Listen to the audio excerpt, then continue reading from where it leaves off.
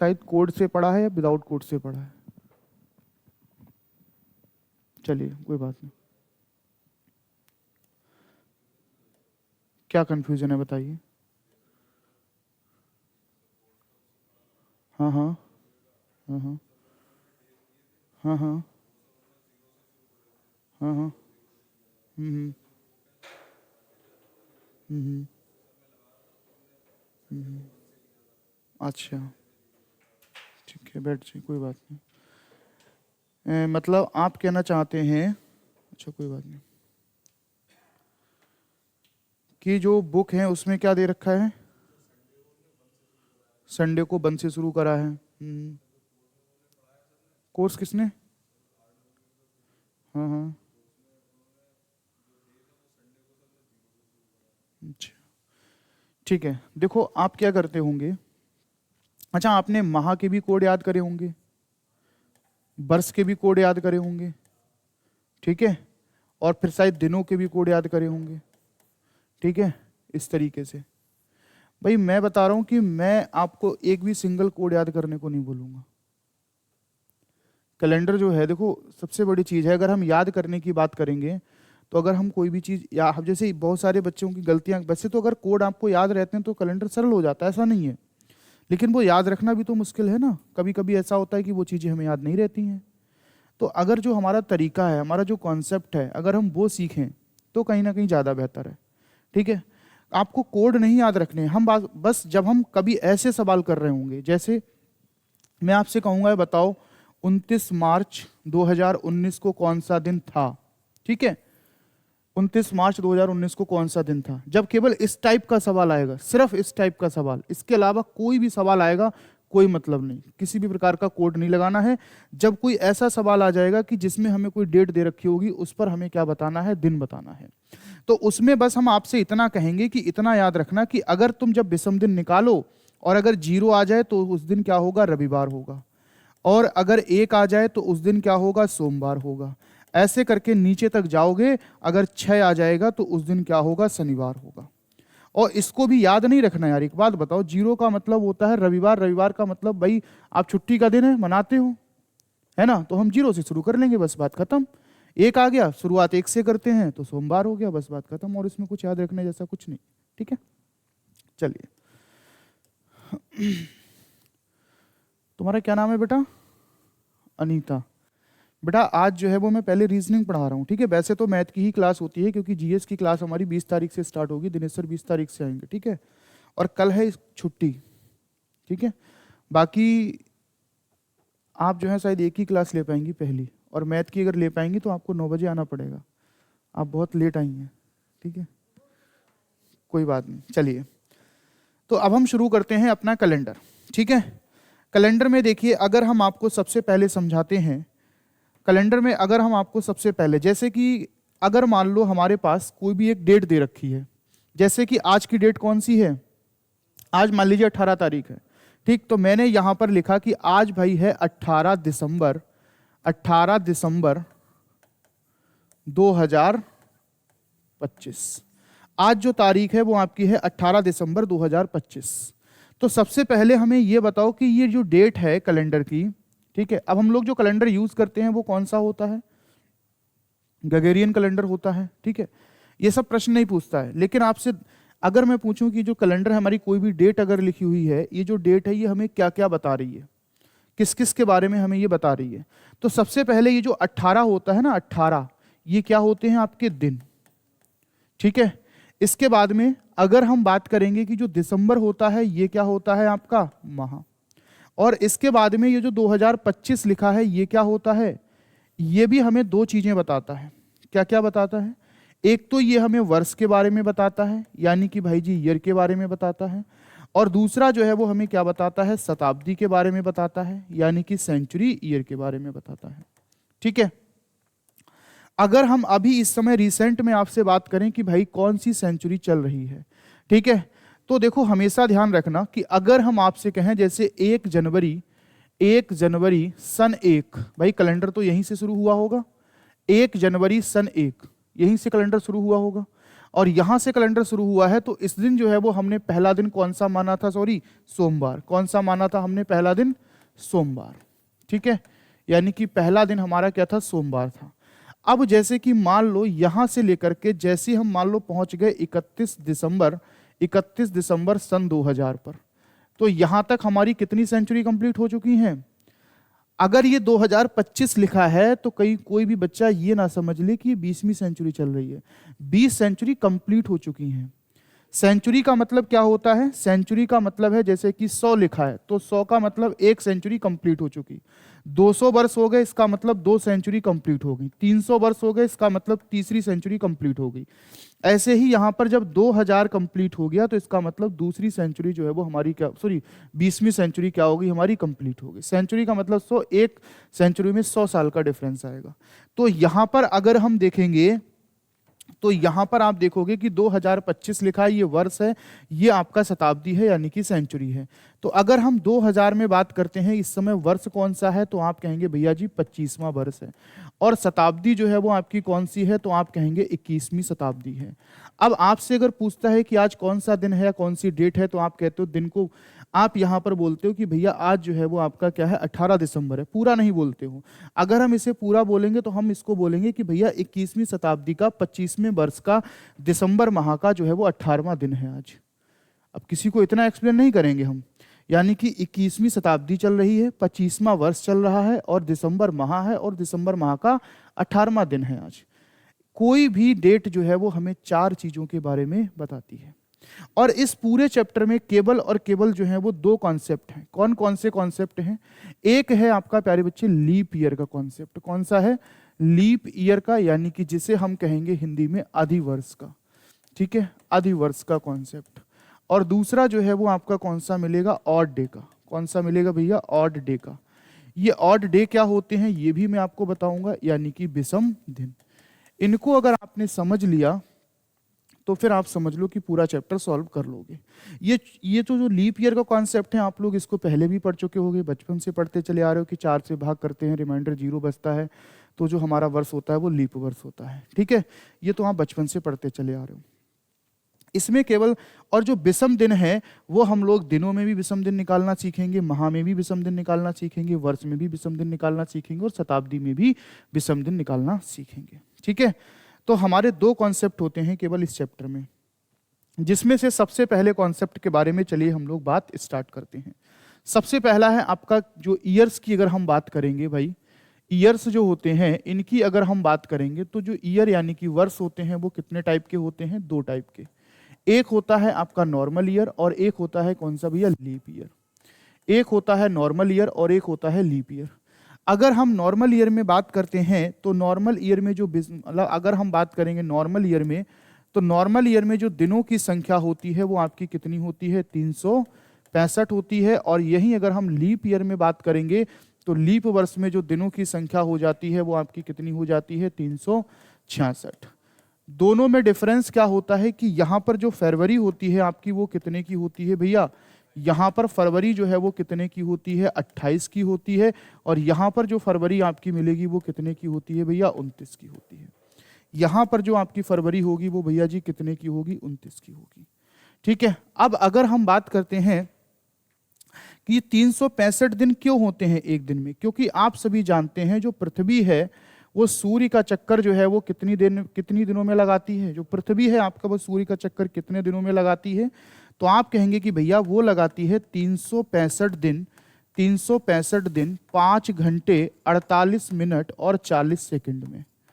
365 दिन, कहीं कहीं 42 सेकंड भी आपको मिल जाएंगे, 41 पॉइंट में भी मिल जाएगा, मिनी सेकंड में। ठीक है, यानी कि 365 दिन 5 घंटे 48 मिनट 40 सेकंड। ठीक है, अब अगर हम आपसे बात करेंगे तो यहां पर जो 365 है हमने इसको एग्जैक्ट मान लिया कि भैया 365 दिन जो है वो हमारे नॉर्मल ईयर में हो जाएंगे। आप सोचोगे कि जो एक दिन है वो आपका कहां से आ जाता है एक्स्ट्रा, तो आप देखो यहां पर 5 घंटे 48 मिनट 40 सेकंड है। इसको अगर हम अप्रॉक्स मानते हैं किसके, अगर हम इसको अप्रॉक्स मानते हैं भैया 6 घंटे के, किसके, 6 घंटे के, क्योंकि 6 घंटे के बहुत पास में है। और 6 घंटे के अगर बहुत पास में है तो इसको अगर 6 घंटे के बराबर मानते हैं। और एक दिन में टाइम कितने घंटे होते हैं, एक, हाँ एक दिन की बात कर रहे हैं। एक दिन हम तभी बोलते हैं बेटा जब दिन और रात दोनों कंप्लीट हो जाते हैं, ठीक है। तो कितने होते हैं? 24 घंटे। 12 घंटे नहीं बोलेंगे हम, ठीक है, 24 घंटे होते हैं। अगर 24 घंटे होते हैं तो भैया अब इसका मतलब यह है कि एक, अगर मान लीजिए हमने एक साल को लिया तो उसमें हमारे कितने घंटे छूट गए? 6 घंटे छूट गए। अगर ऐसा ही 4 वर्षों तक लगातार होता रहेगा, नहीं हर चौथे वर्ष में, हर चौथे वर्ष में, 4 वर्ष के बाद नहीं, हर चौथा वर्ष जो है वो आपका क्या हो जाएगा? अगर 4 से मल्टीप्लाई कर दोगे तो ये 24 घंटे हो जाएंगे, और 24 घंटे हो जाएंगे तो ये भैया एक दिन के बराबर हो जाएंगे, और एक दिन जो है वो यही आपका एक्स्ट्रा जो है वो जाकर के चौथे वर्ष में जाकर के ऐड हो जाता है, और चौथे वर्ष में ऐड हो जाता है। इसीलिए दिनों की संख्या कितनी हो जाती है? 365 से बढ़कर के 366, और फरवरी में जो है वो आपके कितने दिन बढ़ जाते हैं? 29 दिन। लीप वर्ष का अंतर जो है वो केवल यहीं से आपको क्लैरिफाई होगा, ठीक है। अब इससे ज्यादा जरूरी चीज है कि इनकी हम पहचान कैसे करते हैं। इससे ज्यादा जरूरी चीज है कि हम इनकी पहचान कैसे करते हैं। अगर हम इनकी पहचान की बात करेंगे तो देखो, सबसे पहली चीज तो है कि अगर आपको बोला जाएगा कि कोई भी ईयर है उसे हम क्या करेंगे? 4 से विभाजित। कोई भी ईयर जो है वो आपका 4 से क्या होना चाहिए? पूर्णतया विभाजित होना चाहिए। अगर कोई भी वर्ष जो है वो आपका 4 से पूर्णतया विभाजित होगा तो वो वर्ष जो है वो आपका क्या होगा? लीप वर्ष होगा। अगर कोई भी वर्ष आपका 4 से पूर्णतया विभाजित होगा तो वह वर्ष क्या होगा? आपका लीप वर्ष होगा। जैसे कि मान लो यहाँ पर मैंने बहुत सारे ईयर्स लिखे हैं, जैसे कि मान लीजिए मैंने यहाँ पर लिखा है 216, या फिर 1997, या फिर मान लीजिए 1992, या फिर 1896, या फिर आपका 1934। अब ये जो वर्ष लिखे हैं इनमें से कौन सा वर्ष नॉर्मल ईयर है, कौन सा वर्ष लीप ईयर है, ये हमें पहचानना है। तो हमें क्या करना है? इसे 4 से डिवाइड करना है। और 4 से डिवाइड करने का जो रूल्स होता है वो आपने मैथ में पढ़ा है कि भैया जिसके अंतिम के 2 डिजिट 4 से कटेंगे वो पूरी संख्या 4 से कट जाएगी। जब हम इसे 4 से डिविजिबिलिटी रूल चेक करेंगे तो देखो भैया 16 4 से कट जाता है। इसका मतलब है पूरी संख्या भी 4 से कट जाएगी। तो ये कैसा ईयर हो जाएगा मेरे भाई? लीप ईयर हो जाएगा। 1997 की बात करेंगे तो 1997, देखो 97 क्या 4 से कटता है? नहीं कटता है। और अगर 97 4 से नहीं कटता है तो ये क्या हो जाएगा मेरे भाई? नॉर्मल ईयर हो जाएगा। अच्छा 92 4 से कटता है तो आप कहोगे 4 दूनी 8, 4 तिया 12, इसका मतलब ये कट जाता है, तो प्यारे बच्चे ये क्या हो जाएगा? लीप वर्ष हो जाएगा। 1896 में 96 भी 4 से कट जाता है तो ये भी क्या हो जाएगा भाई? लीप ईयर हो जाएगा। और 1934 में क्या 34 कटेगा आपका 4 से? नहीं कटेगा। 4 8 32, 2 शेष आ जाएगा। इसका मतलब है कि यहाँ पर जो है वो आपका कौन सा हो जाएगा? Normal year. तो जब किसी भी वर्ष को हम 4 से डिवाइड करेंगे और 4 से डिवाइड करने पर जो है वो आपका अगर पूरा पूरा कट जाएगा तो वो आपका क्या होगा मेरे भाई? मतलब कट जाएगा तो लीप ईयर होगा, और अगर पूरा पूरा विभाजित नहीं होगा तो आपका क्या हो जाएगा? नॉर्मल ईयर हो जाएगा। अच्छा मैं कुछ और वर्ष यहाँ पर जैसे लिखता हूँ, जैसे मैंने यहाँ पर लिखा, मान लीजिए 1200, 1300, 1400, या 1500, 1600, या 1900, या 2000, 2100। भाई ये भी तो वर्ष पड़े होंगे ना भाई, 2000 भी तो, सन 2000 भी तो आई होगी ना। जब इनमें से अगर आपको लीप वर्ष पहचानना है तो मुझे एक बात बताओ, जब हम इनको लीप वर्ष पहचानेंगे तो अंतिम के 2 डिजिट डिवाइड करेंगे। अब मुझे बताओ कि अंतिम के जो 2 डिजिट हैं वो सभी के क्या हैं? 0 0 हैं, और 0 तो 4 से कट जाता है। इसका मतलब ये है कि अगर 0 4 से कट जाता है तो ये सारी की सारी संख्याएं 4 से कट जाएंगी, और अगर ये सारी संख्याएं 4 से कट जाएंगी तो ये जितने भी वर्ष हैं वो सभी के सभी क्या हो जाएंगे? लीप वर्ष हो जाएंगे। लेकिन ऐसा नहीं होता है। अगर हम इन वर्षों की बात करें तो इनमें एक मतलब एक इसमें अलग से एक चीज दिख रही है। क्या दिख रही है? अगर मैं आपसे बात करूं, ये तो ईयर हो गए आपके, मैं आपसे कहता हूं भैया शताब्दी वर्ष के बारे में। किसके वर्ष के बारे में? यानी कि जहां पर जो है वो आपकी शताब्दी क्या होती है? कंप्लीट होती है। शताब्दी वर्ष की पहचान क्या होती है? शताब्दी वर्ष की पहचान है या तो वो संख्या पूरी पूरी 100 से कट जाएगी, या वो संख्या पूरी, जैसे 2016 है, क्या 100 से पूरा कटेगा? नहीं कटेगा। 1997 है, 100 से कटेगा? नहीं कटेगा। या जितनी भी संख्याएं लिखी हैं कोई भी 100 से नहीं कटेंगी। बट ये जो संख्याएं हैं वो सभी 100 से कट जाएंगी। क्यों कट जाएंगी? क्योंकि 100 के भी अंतिम 2 डिजिट क्या है? 0, और इनके भी अंतिम 2 डिजिट क्या है? 0। तो ऐसी संख्याएं जो 100 से पूरी पूरी कट जाती हैं, या फिर हम कह सकते हैं कि जिन संख्याओं के अंतिम के दोनों डिजिट, या जिन वर्षों के अंतिम के दोनों डिजिट जो है वो 0 0 होते हैं, वो क्या होते हैं? आपके शताब्दी वर्ष होते हैं। क्योंकि ये 100 का ही तो मल्टीपल है, और शताब्दी का मतलब भी क्या है? 100। इसका मतलब है मैं कह सकता हूं कि शताब्दी वर्ष में, शताब्दी वर्ष क्या होते हैं, जिन वर्षों के अंतिम दोनों डिजिट क्या होते हैं, जिन वर्षों के अंतिम दोनों अंक जो हैं वो आपके क्या होते हैं, अंतिम दोनों अंक जो हैं वो शून्य होते हैं या 100 का जो है वो क्या होते हैं, गुणज होते हैं। ऐसे वर्ष जो आपके क्या होते हैं बच्चे, अंतिम जो है वो दोनों अंक आपके क्या होते हैं, शून्य होते हैं, 100 का गुणज होते हैं। अगर ऐसी स्थिति आती है तो भैया अब 4 से डिवाइड नहीं करेंगे। क्यों? क्योंकि आपको पता है ये सारी की सारी संख्याएं 4 से कट रही हैं। जब हमें किसी भी वर्ष को चेक करना है, लीप वर्ष, तो हम कितने से विभाजित करेंगे मेरे भाई? उस समय हम विभाजित करेंगे आपका 4 से। लेकिन जब किसी शताब्दी वर्ष को अगर हमें चेक करना है लीप वर्ष के रूप में, तो भैया हम कितने से डिवाइड करेंगे? जो वर्ष जो है वो आपके 400 से पूर्णतया विभाजित होते हैं। कितने भैया? 400 से जो है वो पूर्णतया विभाजित होते हैं, 400 से पूर्णतया विभाजित होते हैं। वही शताब्दी वर्ष क्या होंगे? वही शताब्दी वर्ष जो है वो क्या कहलाते हैं? लीप ईयर कहलाते हैं। वही शताब्दी वर्ष जो है वो आपके क्या होंगे? लीप ईयर होंगे। वही शताब्दी वर्ष आपके लीप वर्ष हो जाएंगे। अब जैसे कि देखो ये 1200 है, मैंने 400 क्यों लिखा है? क्योंकि आपको पता है 00 से 00 कैंसिल हो जाएगा और बची हुई संख्या देखो 4 से विभाजित करनी है आपको। या तो फिर आप ये कह सकते हो कि भाई अगर मुझे 4 से विभाजित करना है तो लास्ट के दोनों जीरो छोड़ दो, फिर आप 4 से काट लो। विभाजित तो मुझे इसको भी 4 से करना है, इसको भी 4 से करना है, लेकिन बस इसमें अंतर इतना है कि अंतिम दोनों जीरो छोड़ के फिर आप 4 से डिवाइड कर लो, तब भी आपको राइट ही मिलेगा। या फिर ऐसे कह सकते हो कि जब किसी वर्ष को हमें लीप वर्ष चेक करना है तो 4 से विभाजित कर लेंगे, और जब किसी शताब्दी वर्ष को हमें लीप वर्ष चेक करना है तो हम 400 से विभाजित कर लेंगे। ठीक है, अब जब हम इसे 400 से विभाजित करेंगे तो देखो भैया 1200 पूरा पूरा कट जाएगा 400 से, और 1200 पूरा पूरा कट जाएगा। इसका मतलब ये क्या हो जाएगा? आपका लीप वर्ष हो जाएगा। अब बताओ क्या 1300 आपका 400 से कटेगा? भाई 00 तो कैंसिल हो जाएंगे, लेकिन 4 से 13 कटेगा नहीं। इसका मतलब ये क्या हो जाएंगे? Normal year. 1400 की बात करेंगे, ये भी नहीं कटेगा तो क्या हो जाएगा? Normal year. 1500 की बात करेंगे, ये भी 400 से नहीं कटेगा तो ये भी क्या हो जाएगा? Normal year. अब 1600 पूरा पूरा कट जाएगा, और अगर 1600 कट जाएगा इसका मतलब ये क्या हो जाएगा? Leap year. 1900 जो है वो क्या हो जाएगा? आपका नॉर्मल ईयर। और अगर ये क्या हो जाएगा? आपका लीप ईयर। और 2100 नहीं कटेगा पूरा तो ये क्या हो जाएगा? Normal year. ठीक है, इतनी बात आपको समझ में आई होगी। मैं उम्मीद करता हूं कि हमें पहचान कैसे करनी है। ठीक है, नॉर्मल ईयर है तब भी हम कोई वर्ष है तब भी हम उसकी पहचान नॉर्मल ईयर और लीप ईयर के रूप में कर सकते हैं, और अगर कोई शताब्दी वर्ष है तब भी हम उसकी पहचान जो है वो नॉर्मल ईयर और लीप ईयर के रूप में कर सकते हैं। अच्छा, अगर मैं आपसे पूछूं सुमित बताओ कि किन्हीं दो लीप ईयर के बीच में कितने वर्षों का अंतर होता है? किन्हीं दो लीप वर्ष के बीच में कितने वर्षों का अंतर होता है? 4 वर्षों का अंतर होता है। सतेंद्र? हाँ, किन्हीं दो लीप वर्ष को अगर आप लोगे तो उनके बीच में कितना अंतर होता है? कितने वर्षों का? भाई 12, 16, 20 ऐसी तो जाओगे ना। जब 4 से संख्या पूरी पूरी कट रही है तो 4 का ही तो अंतर होगा ना देव? 4 का।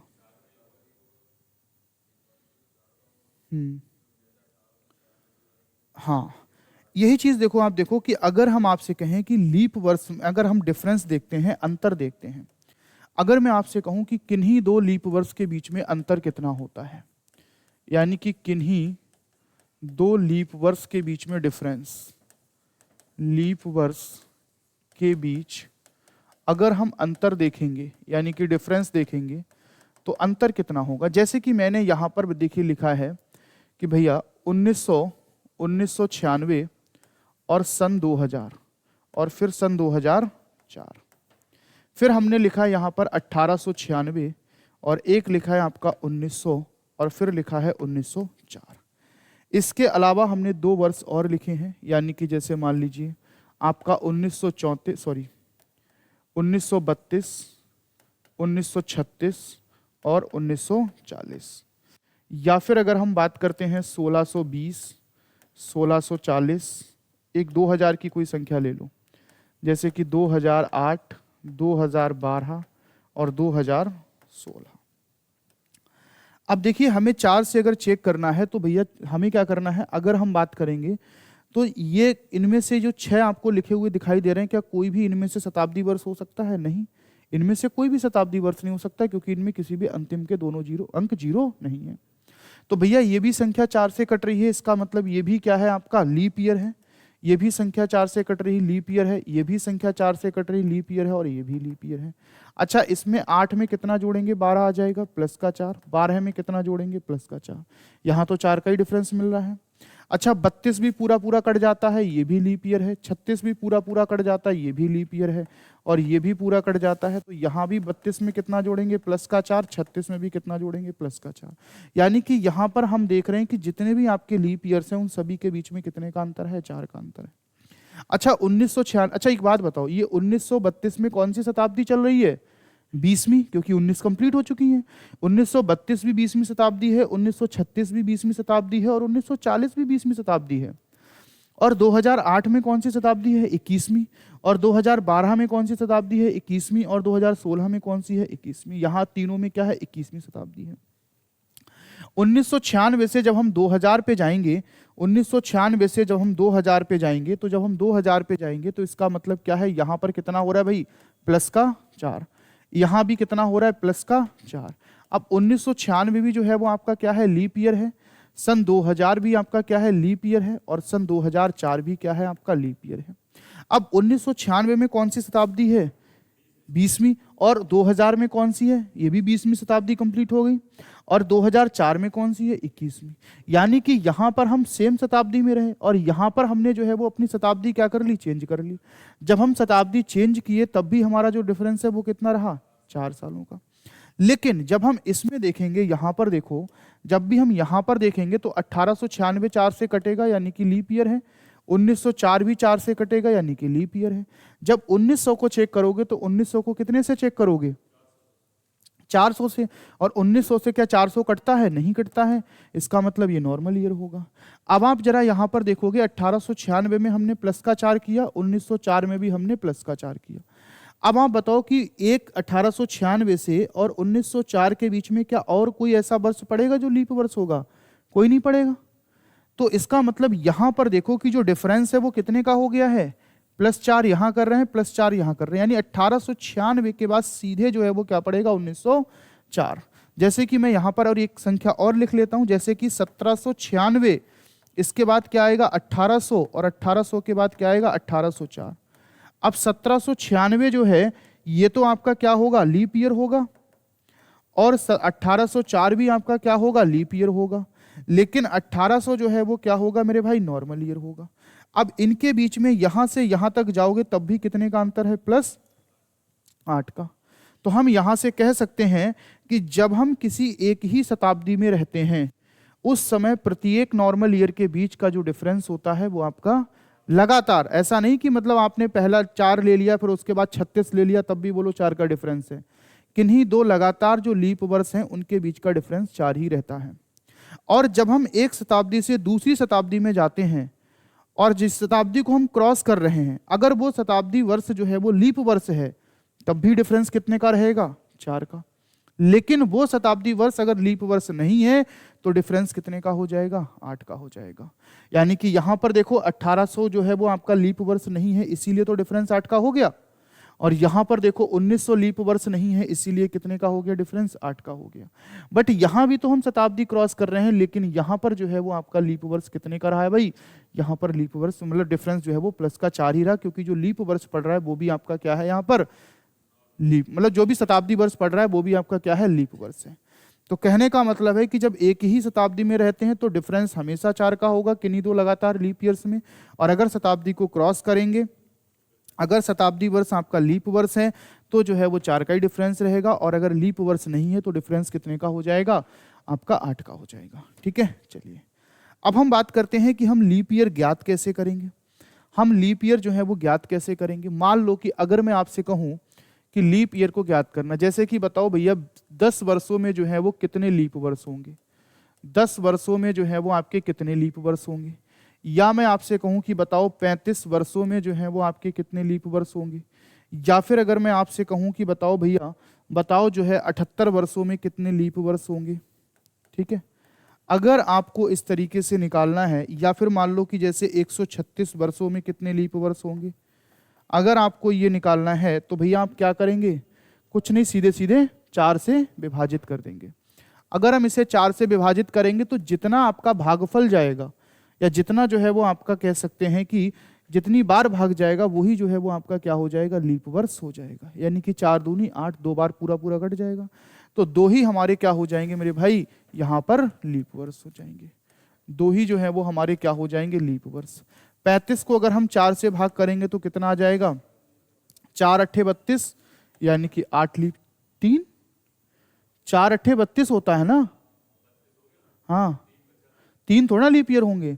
मैंने क्या कहा, जितना भाग जाता है वो लीप वर्ष होते हैं, जितनी बार भाग जाता है वो लीप वर्ष होंगे। भैया 3 कैसे हो जाएंगे, 35 वर्षों का मतलब ये है, 35 वर्षों का मतलब पता है क्या है, 35 वर्षों और 10 वर्षों का मतलब क्या है, इसका मतलब है कि 1 जनवरी सन 1 से लेकर के मैं बात कर रहा हूं भैया 31 दिसंबर जो है वो आपका सन कितना है, सन 10 तक। ठीक है, अगर हम 10 वर्षों में बात करेंगे तो 31 दिसंबर सन 10 तक, यहां तक जो है हम बात कर रहे हैं। अगर 35 वर्ष लिखा है, 50 वर्ष लिखा है, 500 वर्ष लिखा है, 100 वर्ष लिखा है, 200 वर्ष लिखा है, अगर कहीं भी ऐसा लिखा है तो उसका मतलब यह है कि वो सन 1 से शुरुआत हो रही है, 1 जनवरी से शुरुआत हो रही है। ठीक है, चलिए अगर 78 वर्षों में पूछा है तो मैं 4 से भाग कर दूंगा फिर से, तो कितना आ जाएगा आपका, 4 एकम 4 हो जाएगा, कितना बचेगा 3, 4 नेम कितना हो जाएगा 36, यानी कि 19 लीप ईयर आ जाएंगे। 136 वर्षों में निकालना है, 4 से भाग कर देंगे, 4 तियां 12, कितना बचेगा 1 बचेगा, 4 तियां 12, 4 चौक 16, यानी कि 34 जो है वो आपके क्या हो जाएंगे, लीप वर्ष हो जाएंगे। इसके बाद में अगर मान लो आपको शताब्दी में जो है वो लीप वर्ष निकालने हैं, अगर आपको शताब्दी में जो है वो आपको लीप वर्ष निकालने हैं, अगर हम लोग शताब्दी में लीप वर्ष निकालेंगे तो देखिए शताब्दी में जो है वो लीप वर्ष कैसे निकालेंगे। शताब्दी में लीप वर्ष अगर शताब्दी में निकालते हैं तो आप लोग पहले 100 में निकालिएगा, 200 में, 300 में और आपका 400 में। ठीक है, शताब्दी वर्ष अगर हम निकालेंगे तो 100 में निकालेंगे, 200 में निकालेंगे और आपका जो है वो, अगर हम 100 में लीप वर्ष देखेंगे तो 100 में लीप वर्ष कितने आ जाएंगे आपके, 100 में जो लीप वर्ष होंगे वो कितने आ जाएंगे बताओ, 25। और 200 में कितने आ जाएंगे, 200 में कितने आ जाएंगे। अब यही चीज यहां पे समझने वाली है। अच्छा एक बात बताओ, 50 आ जाएंगे। अच्छा एक बात समझो, अब तुम क्या करोगे बेटा, इसको भाग कर दोगे 4 से, और 4 से भाग करोगे बोले 25 आ जाएंगे। लेकिन तुम एक चीज भूल गए, अगर तुम इसे भाग कर रहे हो इसका मतलब है तुमने 100 को भी तो 4 से ही भाग कर दिया ना भाई। इसका मतलब समझ रहे हो कि इसमें तुमने 4 रहा होगा, 8 रहा होगा, 12 रहा होगा, 13 रहा हो, सॉरी 12 के बाद 16 रहा होगा, ऐसे तो करके बस चले होंगे ना 4 के डिफरेंस के साथ में। और जब 4 के डिफरेंस के साथ में चले होंगे तो तुमने इसमें 100 को भी शामिल कर लिया, बट तुम ये भूल गए कि 100 जो है वो क्या है, शताब्दी वर्ष है।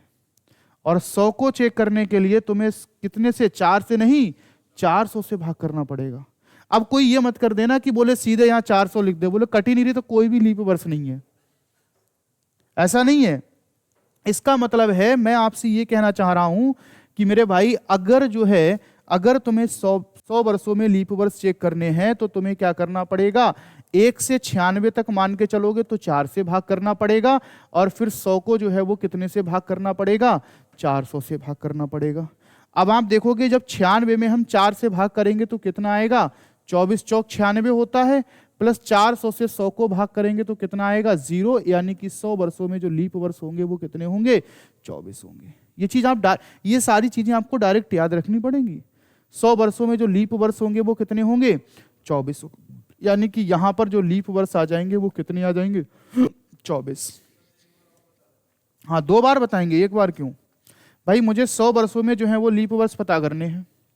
अब मुझे बताओ अगर मैं सीधे इसे 4 से भाग कर दूंगा तो 25 आ जाएगा, लेकिन जो 100वां वर्ष पड़ेगा ना, 1 से लेकर के 96 तक जितने भी वर्ष पड़ेंगे वो सारे के सारे कैसे होंगे, शताब्दी वर्ष नहीं होंगे।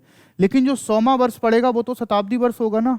जो 1 से लेकर हम कह रहे हैं 1 से लेकर 96 नहीं 99 तक मान लो, 1 से लेकर 99 तक जितने भी वर्ष पड़ेंगे वो शताब्दी वर्ष नहीं होंगे, बट 100वां वर्ष शताब्दी वर्ष हो जाएगा। तो 199 तक जो संख्याएं होंगी 1 से लेकर के 99 तक, उन्हें हमें 4 से भाग करना पड़ेगा। और जब उन्हें हम 4 से भाग करेंगे तो 24 बार ही तो लगेगा पूरा पूरा।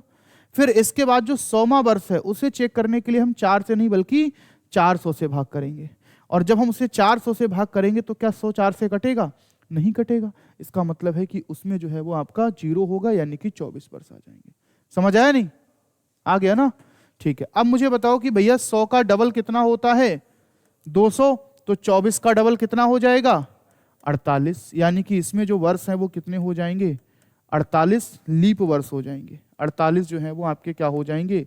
लीप ईयर हो जाएंगे। और यहां भी जो है वो आपके 24 क्या हो जाएंगे मेरे भाई? लीप ईयर हो जाएंगे। अच्छा, इसके बाद देखिए, अगर हम बताइए 100 का जो है वो आपका 3 गुना कितना होता है?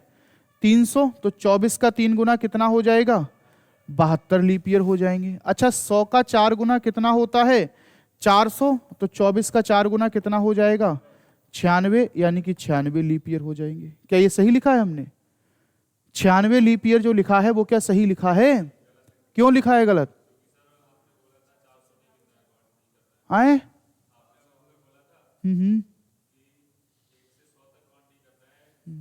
अब मुझे बताओ, 1 से लेकर के 100 तक जाएंगे तो 24 पड़ जाएंगे। 100वां वर्ष जो होता है वो लीप वर्ष नहीं पड़ेगा, इसका मतलब 24 हो जाएंगे। फिर जब हम 101 से शुरू करेंगे और 200 तक जाएंगे, 101। अब जब ये 200 लिखा है तो 200 का मतलब है कि सन 1 से लेकर के 200 तक, और जब सन 1 से 200 तक जाएंगे तो 200 तक में से 199 जो होंगे, अगर हम देखेंगे कि जो 199 है उसमें 100 तो लीप वर्ष 100 लीप वर्ष नहीं है, हमें उसे किससे भाग करना पड़ेगा? 4 से। लेकिन 100 को छोड़कर अब जो 200 है वो क्या लीप वर्ष है? नहीं है। इसके बाद जो 300 है वो क्या लीप वर्ष है? नहीं है। लेकिन अब मुझे एक बात बताओ, जैसे तुम यहां से लेकर के, अब तुमने इसका तो डबल कर दिया, क्योंकि जो कॉन्सेप्ट 100 में लग रहा है वही 200 में लगेगा, जो 100 में लग रहा है वही 300 में लगेगा। लेकिन जैसे तुम 400 पर जाओगे तो 400 पे जाओगे, जो 400वां वर्ष होगा उसको तो 400 से विभाजित करोगे तो पूरा पूरा कट जाएगा ना, यानी कि वो 400वां वर्ष भी तो लीप वर्ष हो जाएगा। और अगर वो 400वां वर्ष लीप वर्ष हो जाएगा तो 96 में मेरे भाई क्या ऐड कर देंगे? एक और ऐड कर देंगे, यानी कि कितने हो जाएंगे? 97 लीप वर्ष हो जाएंगे।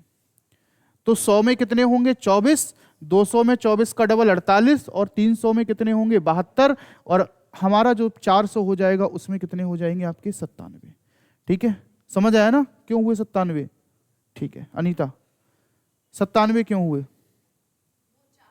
हाँ, 400 से कट गया इसलिए हो गया। ठीक है, अब ये तो था आपका लीप ईयर का कॉन्सेप्ट। ठीक है, ये था लीप ईयर का कॉन्सेप्ट, जिसमें आपने सीखा कि हम लीप ईयर को पहचानेंगे कैसे, लीप ईयर को ज्ञात कैसे करेंगे, और लीप ईयर में किन्हीं दो वर्षों के बीच में डिफरेंस कितना होता है। ठीक है, अब इन्हीं से रिलेटेड कुछ चीजें मैं अगर मैं आपसे पूछ लूं। अच्छा, एक बात बताओ, यहां से जैसे मैंने उस दिन आपसे कुछ क्वेश्चन पूछे थे, उन्हीं क्वेश्चंस को हम आपसे यहां पर रिपीट करते हैं। जैसे कि पहला क्वेश्चन है, अगर आपसे पूछ ले, बताओ 400 वर्षों में 29 फरवरी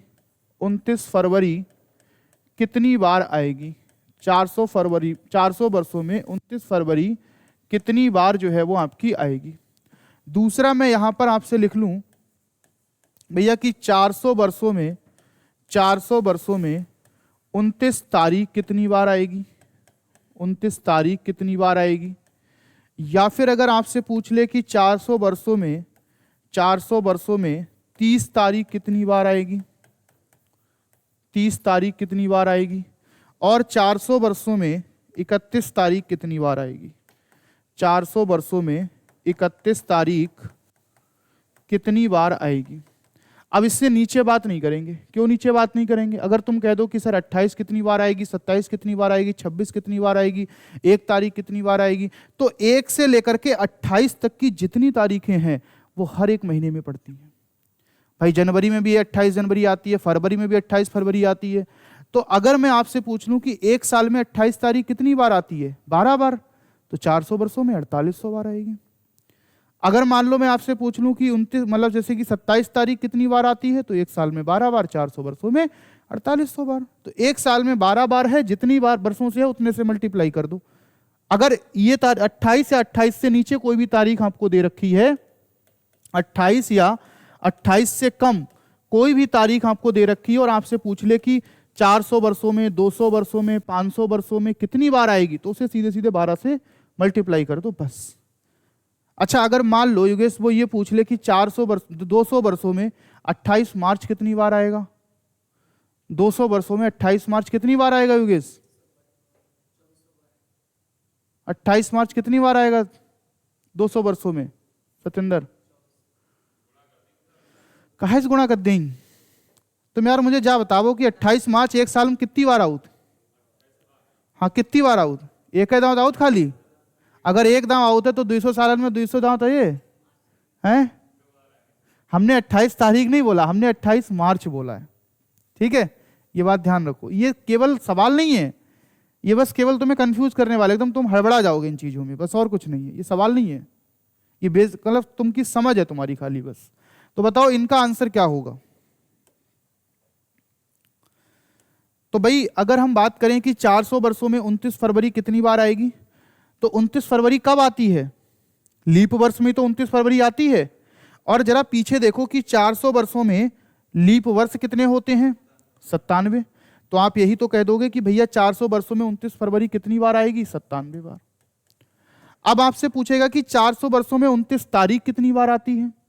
आप मुझे बताओ कि फरवरी ही तो एक ऐसा मंथ होता है, उस दिन भी मैंने तुम्हें बताया था ये चीज, उस दिन भी मैंने तुम्हें एक चीज बताई थी, मैंने कहा था कि कैलेंडर में टोटल जो 12 महीने होते हैं, कैलेंडर में जो टोटल 12 माह होते हैं, इन 12 माह में से एक महीना ऐसा होता है फरवरी का, जो कि या तो 28 का होता है या 29 का होता है। इसके बाद जो 11 महीने बचे हैं उनमें से जो 7 माह होते हैं वो कितने के होते हैं भैया, 31 के होते हैं। जो 7 माह होते हैं वो कितने के होते हैं, 31 दिन के होते हैं। और जो 4 माह बचे हैं वो कितने के होते हैं, आपके 30 के होते हैं। जो 4 माह बचे हैं वो कितने के होते हैं, आपके 30 के होते हैं, ठीक है। अब अगर मैं आपसे पूछूं कि 29 तारीख कितनी बार आएगी 400 वर्षों में, तो आप ये कहोगे कि भाई केवल एक ही महीना तो ऐसा है जिसमें जो है वो आपकी 29 तारीख केवल 97 बार आएगी। बाकी के जो 11 महीने हैं उनमें तो हर महीने 29 तारीख आएगी, यानी कि एक साल में 11 बार तो आनी ही आनी है। और अगर एक साल में 11 बार आएगी तो 11 की गुणा किससे कर देंगे, 400 से, यानी कि 11 चौक 44। अब 4400 में कितना ऐड कर देंगे, 97। क्यों, क्योंकि 4400 बार यानी कि 11 बार तो आएगी आएगी, प्लस 97 वर्ष तो ऐसे भी होंगे जिसमें 29 फरवरी भी तो आएगी, जिसको हमने छोड़ दिया। भाई हमने 11 ही तो लिया, हमने 12वां तो लिया नहीं। अब 12वां महीना कौन सा है, फरवरी। और फरवरी में कितने होते हैं, 28 या 29, और 29 फरवरी कितनी बार आती है, 97 बार आती है 400 वर्षों में, तो वो 97 बार भी तो ऐड करना पड़ेगा। इसके बाद देखो भैया 400 वर्षों में 29 तारीख 30 तारीख कितनी बार आएगी। अब मुझे एक बात बताओ, अगर मैं आपसे कहूं कि जब 30 और 31 तारीख की बात करेंगे तो फरवरी से तो कोई मतलब है ही नहीं, क्योंकि फरवरी में हम 30 तक पहुंचते ही नहीं। तो अब हम काउंट करेंगे 11 महीनों पे। जब 11 महीनों पे काउंट करेंगे तो सबसे पहले 31 तारीख बताओ कितनी बार आती है। एक साल में 31 तारीख कितनी बार आती है, 7 बार आती है। अगर एक साल में 7 बार आती है तो 400 की मल्टीप्लाई कितने से कर देंगे, 7 से, यानी कि कितना हो जाएगा, 7 चौक 2800 बार। अब अगर मैं आपसे पूछूं कि बताओ 400 वर्षों में 30 तारीख कितनी बार आती है। अब मुझे बताओ कि भैया 4 महीने तो ऐसे होते हैं कि जिसमें 30 दिन होते हैं, इसका मतलब उसमें 30 तारीख आएगी। बट जो 31 दिन होते हैं जिसमें, उसमें भी तो 30 तारीख आएगी। इसका मतलब 11 महीने ऐसे होते हैं जिसमें क्या आती है, 30 तारीख आती है। तो 400 की मल्टीप्लाई किससे कर देंगे, 11 से कर देंगे, यानी कि बराबर कितना हो जाएगा आपका, 4400 हो जाएगा, ठीक है। अब ये जो है बताओ मुझे कि जो लीप वर्ष का कॉन्सेप्ट है, जिसमें आपको लीप वर्ष ज्ञात करने हैं, पहचान करना है, उसमें किसी को कोई दिक्कत हो तो पहला कॉन्सेप्ट जो है वो आपका कंप्लीट होगा। मैंने आपसे कहा है कि जो हमारे इस चैप्टर में केवल 2 ही कॉन्सेप्ट हैं, एक लीप ईयर का कॉन्सेप्ट है और दूसरा जो है वो आपका विषम दिन का कॉन्सेप्ट है। तो लीप ईयर का कॉन्सेप्ट आपका कंप्लीट होता है। अब हम बात करेंगे अधिवर्ष, सॉरी ऑड डे यानी कि विषम दिन, इसके कॉन्सेप्ट पे हम लोग बात करेंगे। विषम दिन क्या होता है, सुमित बताओ बेटा, परिभाषा अगर आपसे पूछी जाए तो विषम दिन क्या होता है। विषम दिन यानी कि ऑड डे।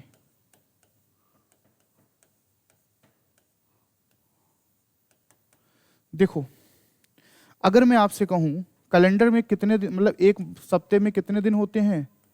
एक तो सोमवार हो जाएगा, मंगल हो जाएगा, बुधवार हो जाएगा, गुरुवार या बृहस्पतिवार कह सकते हैं, शुक्रवार आ जाएगा, शनिवार आ जाएगा और आपका रविवार आ जाएगा।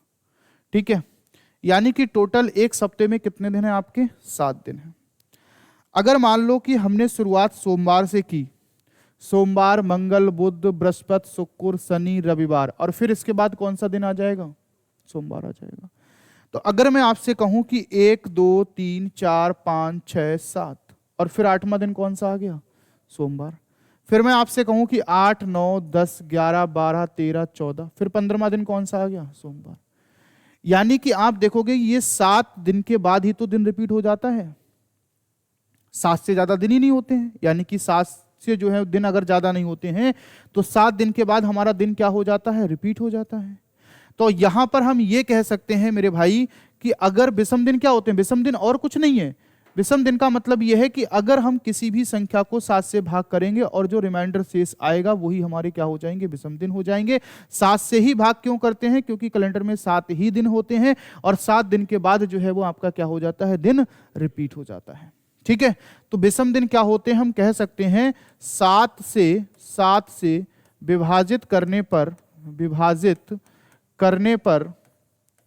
पर बचा शेष। 7 से विभाजित करने पर जो शेष आपका बचता है, 7 से विभाजित करने पर जो शेष आपका बचता है वही जो है वो आपका क्या हो जाता है मेरे बच्चे? 7 से विभाजित करने पर जो शेष बचता है वही आपका क्या हो जाएगा? यहाँ पर मतलब जो है वो विषम दिन हो जाएगा। अब अगर हम आपसे बात करें कि मान लो यहां पर अगर हम किसी भी संख्या को, जैसे कि कोई भी संख्या, मान लो हमने 7 ले लिया, 7 को अगर हम 7 से विभाजित करेंगे तो कितना आएगा आपका? 0 आएगा। अच्छा, 7 से अगर हम किसी भी संख्या को विभाजित करेंगे तो रिमाइंडर या तो 0 हो सकता है, या 2 हो सकता है, या 3 हो सकता है, या 4 हो सकता है, 5 हो सकता है, 6 हो सकता है। इसके बाद तो कुछ और नहीं हो सकता है ना।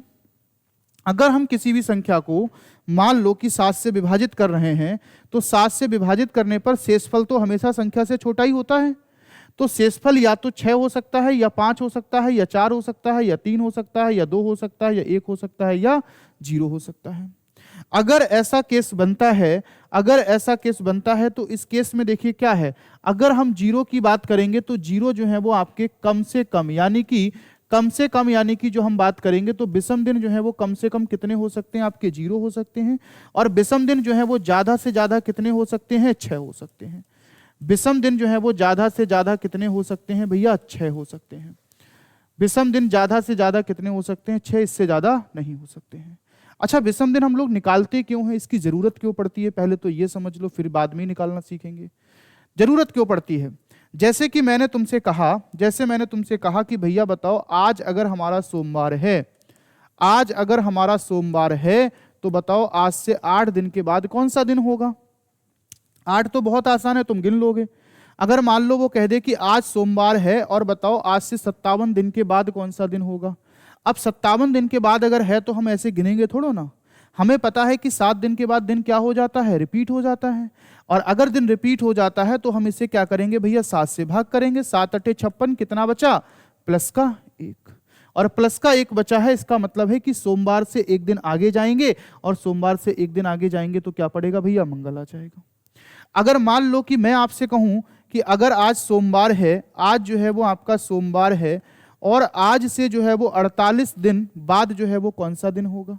अब 48 भी हम नहीं गिनने बैठेंगे, तो हम क्या करेंगे? 48 को 7 से भाग करेंगे। 7 छंग कितना हो जाएगा? 42। 42 अगर हो गया तो कितना बचा हमारे पास? 6।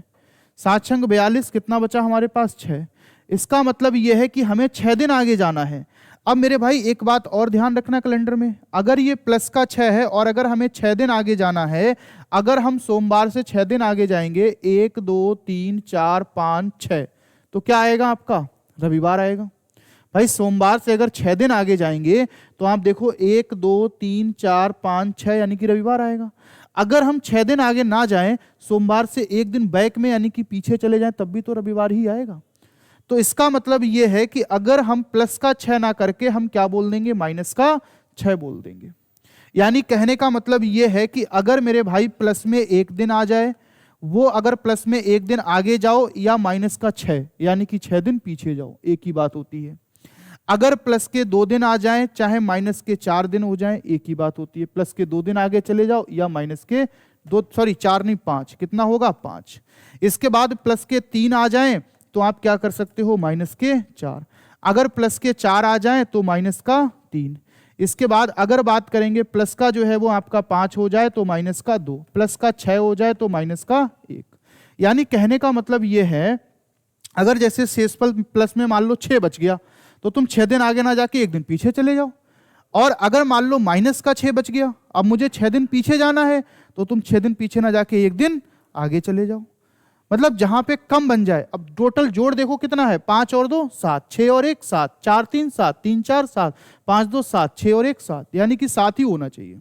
ठीक है, तो अगर जैसे मान लो हमने भाग किया, भाग करने पर हमारा रिमाइंडर 5 आ गया। अगर प्लस का 5 आ गया, हम 5 दिन आगे नहीं जाना चाहते हैं, हम तो 1 दिन पीछे चले जाएंगे। भाई एक बात बताओ, अगर 5 दिन आप आगे जाओगे तो कम से कम, वैसे दिक्कत कोई नहीं है उसमें, समस्या कोई नहीं है, लेकिन 2-3 सेकंड तो लग ही जाएंगे गिनने में, तो वो 2-3 सेकंड बच जाएंगे तुम्हारे, बस इतना हो सकता है और कुछ नहीं है। ठीक है, तो हमारा विषम दिन का उपयोग इस तरीके से होता है। अब तुम मुझे बताओ कि जब हमने शुरुआत में सबसे पहले हमने पढ़ा था, सबसे पहले मैंने तुम्हें बताया था कि कैलेंडर की कोई भी तारीख जो है वो कितनी चीजों को बताती है, 4 चीजों को, यानी कि दिन, माह, वर्ष और शताब्दी, 4 चीजें बताती है। अब इन चारों चीजों में ही हमें क्या करना पड़ेगा, विषम दिन निकालने पड़ेंगे। इन चारों चीजों में ही हमें क्या पड़ेंगे, विषम दिन निकालने पड़ेंगे। अच्छा एक बात बताओ, अभी तक हमने कोई ऐसी चीज पढ़ी है जिसमें मैंने आपसे कहा हो कि आप इस चीज को याद रखेंगे? ये सारे कॉन्सेप्ट हैं, इसमें कुछ याद नहीं रखना है, रखना कुछ नहीं, ये कॉन्सेप्ट हैं, आप बार बार प्रैक्टिस करेंगे आपको आ जाएंगे। ठीक है, चलिए, तो मुझे चारों में विषम दिन याद करने हैं। जब हम विषम दिन याद करेंगे तो सबसे पहले जो है वो आपका क्या होगा, दिनों में विषम दिन। ठीक है, अगर हम ये निकालेंगे तो इसमें जो है वो आपका सिंपल है बिल्कुल, जैसे मैंने आपसे कहा कि जैसे सिंपल बताइए कि भैया 52 दिनों में जो है वो विषम दिन कितने होंगे, या फिर मान लीजिए आपके 89 दिनों में विषम दिन कितने होंगे, या फिर मान लीजिए 251 दिनों में कितने दिन होंगे।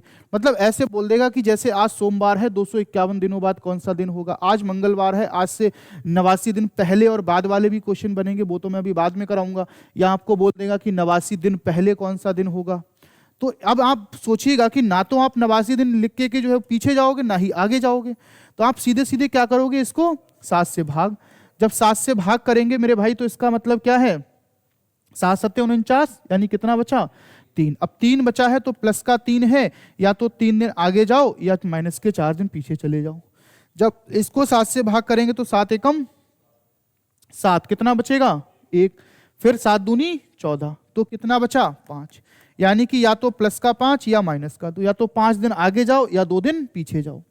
इसका मतलब 251 को 7 से भाग करेंगे तो क्या आएगा, 7 तियां 21, कितना बचा 4, और फिर 7 पना 35, कितना आ गया 6। या तो 6 दिन आगे जाओ या 1 दिन पीछे जाओ। ठीक है, अच्छा अगर मैं आपसे पूछ लूं, मान लीजिए सतेंद्र, ये तो हो गया बेटा, अब जरा तुम मुझे ये बताओ, मैं आपसे पूछ रहा हूं कि बताओ अगर 79 सप्ताह में विषम दिन कितने होंगे, 79 सप्ताह में विषम दिन जो है वो कितने आएंगे, 79 सप्ताह में विषम दिन कितने आएंगे, ये बात बताएंगे सतेंद्र। 4 से भाग कर देंगे तो कितना आ जाएगा, 4 से क्यों भाग कर देंगे यार, 4 से भाग करने के लिए तो हम लीप वर्ष चेक करते हैं ना, विषम दिन निकालने के लिए तो हम 7 से भाग करते हैं भाई, विषम दिन निकालने के लिए तो हम 7 से भाग करते हैं। मुझे ये बताओ कि 79 सप्ताह में कितने विषम दिन होंगे, मुझे ये बताओ। योगेश 2, नेहा खान 2, अनीता बताओ कितने विषम दिन होंगे बेटा, निकालने में कोई दिक्कत आ रही है क्या, 2 बचेंगे। सुमित 2, देव है। अच्छा एक बात बताओ, अगर मैं तुमसे कह दूं कि आज सोमवार है, 1 सप्ताह बाद कौन सा दिन होगा, सप्ताह का मतलब 7 दिन के बाद ही तो पूछ रहा है, तो सोमवार आ जाएगा। 2 सप्ताह बाद कौन सा दिन होगा, सोमवार। 3 सप्ताह बाद सोमवार। 4 सप्ताह बाद, अगर मैं कहूं कि 79 सप्ताह बाद, आप कहोगे सोमवार, तो फिर विषम दिन 2 कैसे हो जाएंगे जब दिन सेम होगा। तो मेरे भाई एक बात बताओ, 79 सप्ताह का मतलब क्या है, 79 सप्ताह का मतलब है 79 इंटू 7, यही तो है ना। अब ये बताओ क्या ये संख्या पूरी पूरी 7 से नहीं कटेगी? जब मल्टीप्लाई में 7 है तो पूरी संख्या तो 7 से कट जाएगी ना।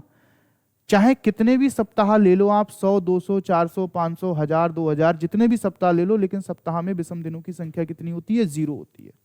ये बात आप ध्यान रखोगे। अगर उसने क्वेश्चन दे दिया, उसने कहा कि आज सोमवार है, आज से 52 सप्ताह बाद कौन सा दिन होगा, तुम सोचोगे 7 से भाग करेंगे, जो विषम दिन बचेंगे आगे। नहीं, 52 सप्ताह बाद पूछे चाहे 100 सप्ताह बाद पूछे, दिन सेम ही रहने वाला है। ठीक है, तो सप्ताह में विषम दिनों की संख्या 0 होती है, ये बात ध्यान रखनी है। तो ये तो होगी कि भैया हम दिनों में विषम दिन कैसे निकालते हैं। अब हम बात करेंगे कि भैया जी माह में विषम दिन यानी कि मंथ में।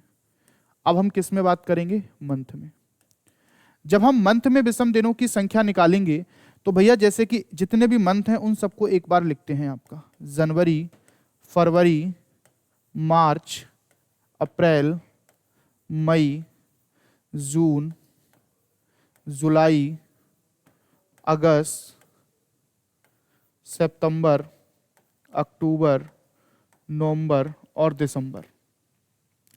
अगर मैं आपसे पूछूं कि यहां पर जो है जनवरी जो है वो कितने की होती है? 31। फरवरी कितने की होती है? 28 या 29। मार्च कितने की होती है? तो इसकी बात करेंगे 31। अप्रैल कितने की होती है? 30। मई कितने की होती है? 31। जून कितने की होती है? 30। जून 31 की होती है? अच्छा, जुलाई 31 की, अगस्त 31, सितंबर 30, अक्टूबर 31, नवंबर 30 और दिसंबर 31। अब ये तो चीज आपको अपने आप से पता होनी चाहिए कि किस मंथ में कितने दिन होते हैं, ये याद करने की कोई जरूरत नहीं। बाकी आपने देखा होगा कि आपने ये इस तरीके से तो गिने ही होंगे। ठीक है, उंगलियों पे जो आप लोग बताते हैं गिन लेते हैं हम लोग, जैसे कि जहाँ पे ये ऊंची जगह आती है वहाँ पे 31 दिन होते हैं, जो मतलब गड्ढे में आता है उसको हम लोग 30 मान लेते हैं। अगर परीक्षा में भूल जाओ, ठीक है, तो आप ऐसे गिन सकते हो। और अगर ये भी चीज़ भूल रहे हो परीक्षा में, ठीक है, इतनी मतलब इतनी छोटी सी चीज़, तो फिर तैयारी करने का कोई मतलब भी नहीं बनता है। ठीक है, इसलिए ये सारी चीज़ें याद होनी चाहिए। अब एक बात बताओ, विषम दिन का मतलब क्या होता है? 7 से ही तो भाग करना है। 31 को 7 से भाग करेंगे तो कितना बचेगा? 3। 28 को 7 से भाग करेंगे 0। 29 को 7 से भाग करेंगे 1। 30 को 3, तो 31 को 3, 30 को करेंगे तो 2, 31 को करेंगे 3, 30 को करेंगे 2, 31 3, फिर 31 3, फिर 30 2, 31 में कितना? 3, 30 में 2 और 31 में 3। यानी कि आपको सीधा सीधा ध्यान रखना है कि अगर 31 का महीना होगा तो कितने विषम दिन होंगे? 3। और अगर 30 का महीना होगा तो 2।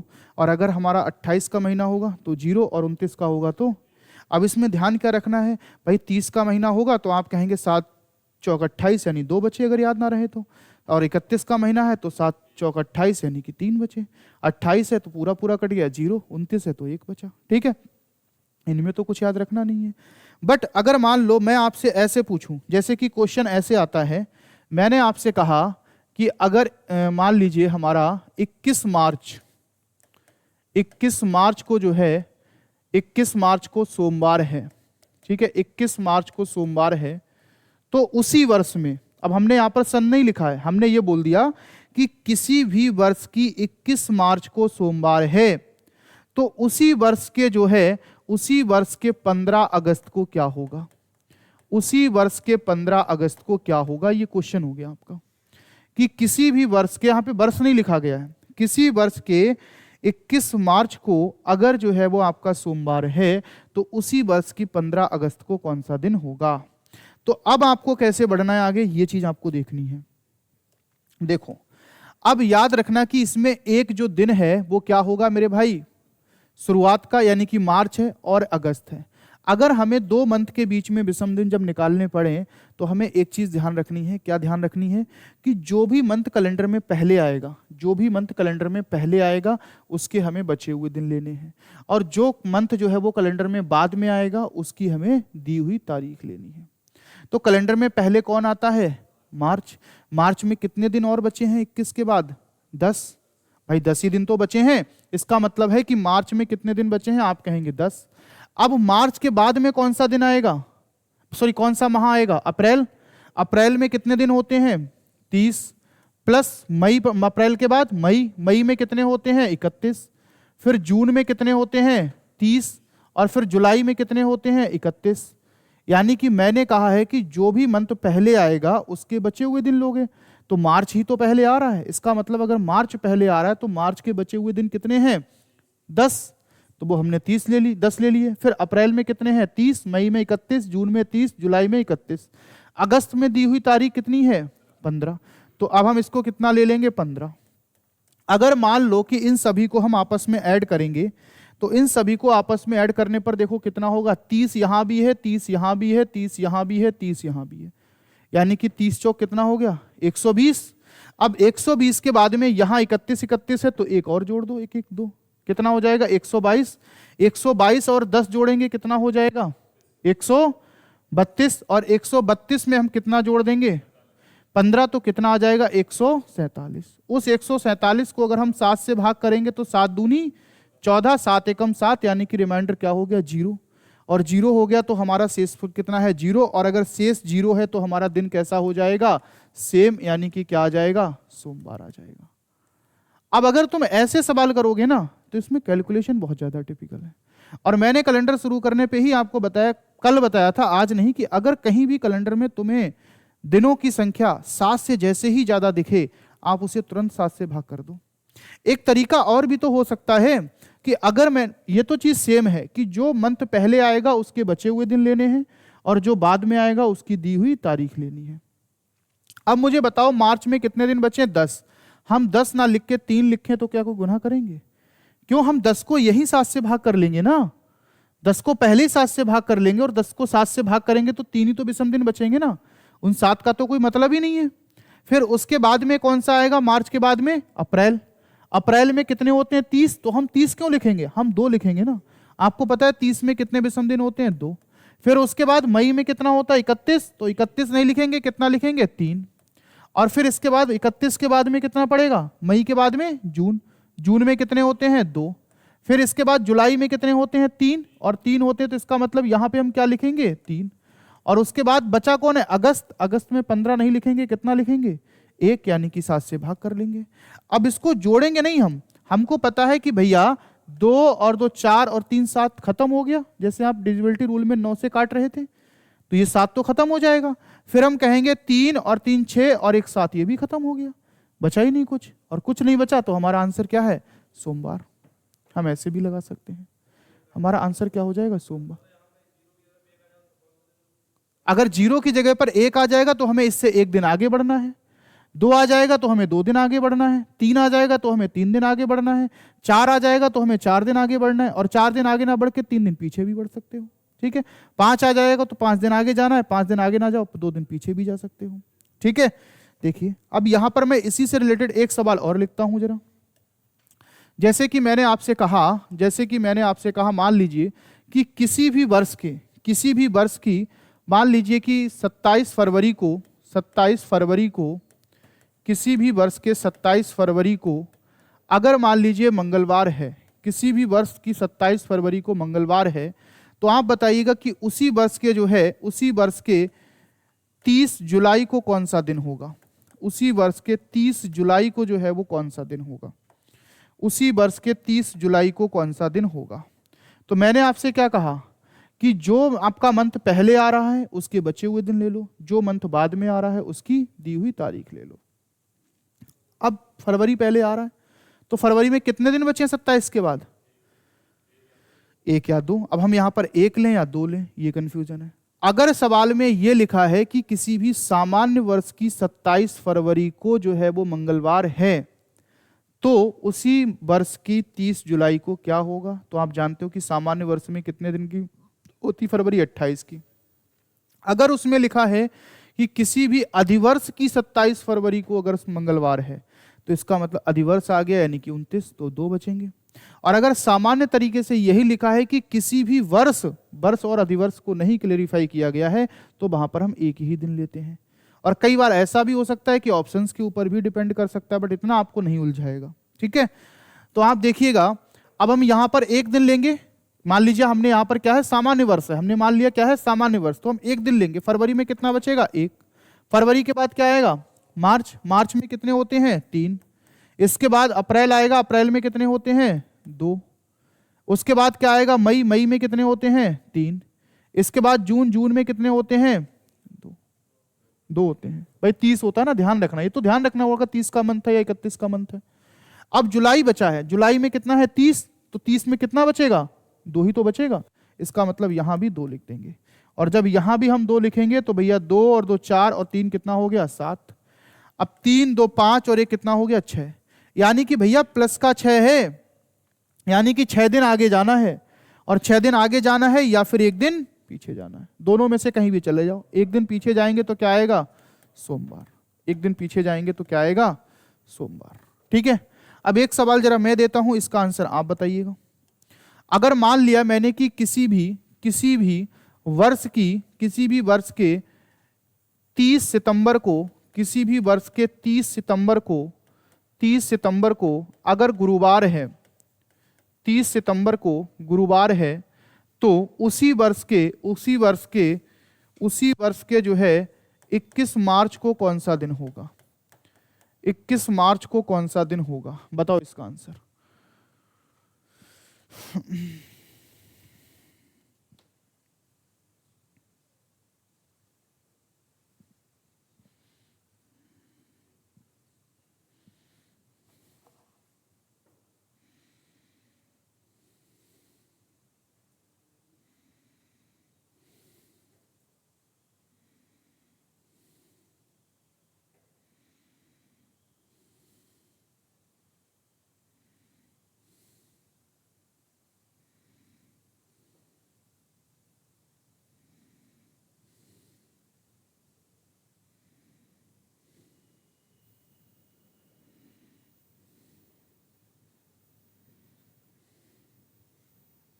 बताओ इसका आंसर क्या आया?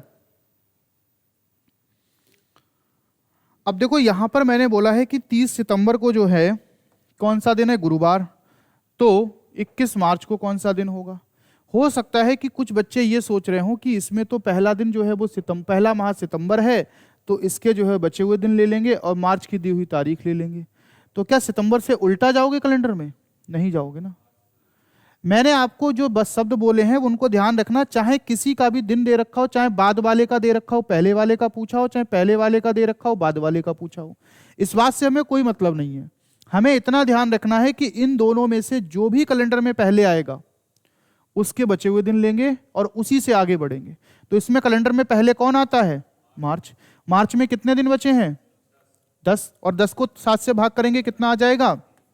मार्च के बाद अप्रैल में 2, मई में 3, जून में 2, जुलाई में 3, अगस्त में कितने होते हैं? 3, और सितंबर में दी हुई तारीख कितनी है? 30, और 30 को 7 से भाग करेंगे तो कितना आ जाएगा? 2। अब देखिए यहां पर 2 और 2 4 और 3 7 खत्म हो गया। फिर इसके बाद आप देखोगे 3 और 3 6 और 3 9, 9 में से भी 7 को माइनस कर दो, कितना बचेगा? 2, और 2 और 2 कितना हो जाएगा? 4। यहां फाइनली कितना बचा है? 4। अब क्या ये कहोगे कि 4 दिन आगे जाना है? नहीं, कैलेंडर में पहले का बाद का दे रखा है, पहले का पूछा है, बस अंतर यहीं पर देखना है। अगर फरवरी का दे रखा उसके आगे किसी मंथ का पूछा है तो ये जो दिन आएंगे वो प्लस के होंगे, यहीं पर गलती मत करना। और अगर ये यहां पर बाद का दे रखा है और पहले का अगर पूछा है तो ये जो दिन आएंगे वो किसके आएंगे? माइनस के आएंगे। यानी कि प्यारे भाई माइनस के आएंगे 4। अब माइनस के 4 दिन यानी कि आगे जाओ या फिर 3 दिन, सॉरी 4 दिन या तो पीछे जाओ या 3 दिन आगे जाओ। जब 3 दिन अगर आगे जाएंगे तो गुरुवार से 3 दिन आगे शुक्रवार, शनिवार और रविवार। तो हमारा आंसर क्या आएगा? रविवार। अब आप मुझे बताओ कि इसमें कोई दिक्कत हो कि अगर सीधे सीधे ऐसे सवाल आ जाए? यहां पर ना तो वर्ष है, कुछ भी नहीं है, केवल और केवल दिन है। एक ही वर्ष के अंदर किसी डेट को आपको मंथ किसी डेट का दिन दे रखा होगा, किसी और डेट का दिन आपसे पूछा होगा। आपको क्या करना है? जो पहले आता है उसके बचे हुए दिन ले लो, और वहां से जब शुरुआत करोगे तो जहां तक आपको जाना है उस मंथ के दी हुई तारीख ले लेना, और बीच में जितने विषम दिन पड़ते हैं उनको ले लेना। 7 से डिवाइड करना। अगर पहले का दे रखा हो, बाद का पूछा हो, तो जो दिन आएंगे वो प्लस के आएंगे, और अगर बाद का दे रखा है, पहले का पूछा है तो माइनस के आएंगे। हम लोगों ने दिनों में भी विषम दिन निकाल लिए और इसके साथ में आपके माह में भी विषम दिन निकाल लिए। अब हम बात करेंगे वर्षों में विषम दिन निकालना। अगर हम वर्षों में विषम दिन निकालना सीखेंगे तो जरा देखिए कैसे सीखते हैं। अगर मैं आपसे कहूं, देखो वर्षों में विषम दिन निकालने का मतलब क्या है? जैसे कि तुम्हारे पास एक, अगर हम वर्ष में बात करेंगे, वर्षों में यानी कि ईयर्स में जो है वो आपके विषम दिन। ठीक है, तो सबसे पहले तो एक चीज समझ लो। क्या समझ लो? अगर मैं किसी एक नॉर्मल ईयर की बात करता हूं, अगर मैं किसी एक नॉर्मल ईयर की बात करता हूं, ठीक है, अगर मैं किसी एक नॉर्मल ईयर की बात करता हूं तो एक नॉर्मल ईयर में कितने विषम दिन होते हैं? एक। और किसी लीप ईयर में कितने विषम दिन होते हैं? दो। कैसे होते हैं? देखो, अगर हम किसी नॉर्मल ईयर की बात करते हैं तो किसी नॉर्मल ईयर में, एक नॉर्मल ईयर में जो विषम दिन होते हैं वो आपके कितने होते हैं? एक होता है। ये आपको ध्यान रखना है। किसी भी नॉर्मल ईयर में जो विषम दिन होते हैं वो कितने होते हैं? आपके एक विषम दिन होता है। क्यों होता है? जरा इस बात को समझो। जैसे कि एक बात बताओ कि किसी भी नॉर्मल ईयर में कितने दिन होते हैं? 365। और 365 को 7 से भाग करोगे तो कितना रिमाइंडर आएगा? 7 पना कितने से भाग करेंगे? 7 पना 35। 7 पना 35 और प्लस में अगर हम करेंगे फिर कितना बचेगा? 3। और फिर 7 पना 35, यहां रिमाइंडर कितना आ गया? 0। अब आप सोचोगे कि भाई यहां तो रिमाइंडर 0, एक मिनट रुको तो पहले, यहां पर रिमाइंडर 0 आ रहा है, और अगर यहां पर रिमाइंडर 0 आ रहा है तो इसका मतलब है कि फिर यहां पर एक विषम दिन कैसे हुआ है? ठीक है, मैंने आपसे क्या कहा, मैं कहना क्या चाह रहा हूं इस बात को समझो। जैसे मैंने यहां पर एक डेट लिखी, मैंने कहा कि अगर 1 जनवरी मान लीजिए सन 2016 को, 1 जनवरी सन 2016 को, 1 जनवरी सन 2016 को जो है वो, सॉरी एक ही बचेगा यार, क्योंकि यहां पर 3 नहीं, रिमाइंडर कितना बचेगा? 1। यहां पे विषम दिन 1 आ गया। जैसे कि मैंने कहा 1 जनवरी 2016 को, 1 जनवरी 2016 को कौन सा दिन है? सोमवार है। तो मेरे भाई आपको बताना है कि 1 जनवरी 2017 को कौन सा दिन होगा? 1 जनवरी 2017 को कौन सा दिन होगा? एक तो चीज ये हो गई। तो भैया अगर मैं आपसे कहूं कि 1 जनवरी 2016 को सोमवार है तो आप सीधे बोलोगे कि 1 जनवरी 2017 को कौन सा दिन होगा? मंगलवार होगा। क्यों मंगलवार होगा? क्योंकि यहां पर जो डिफरेंस आ रहा है,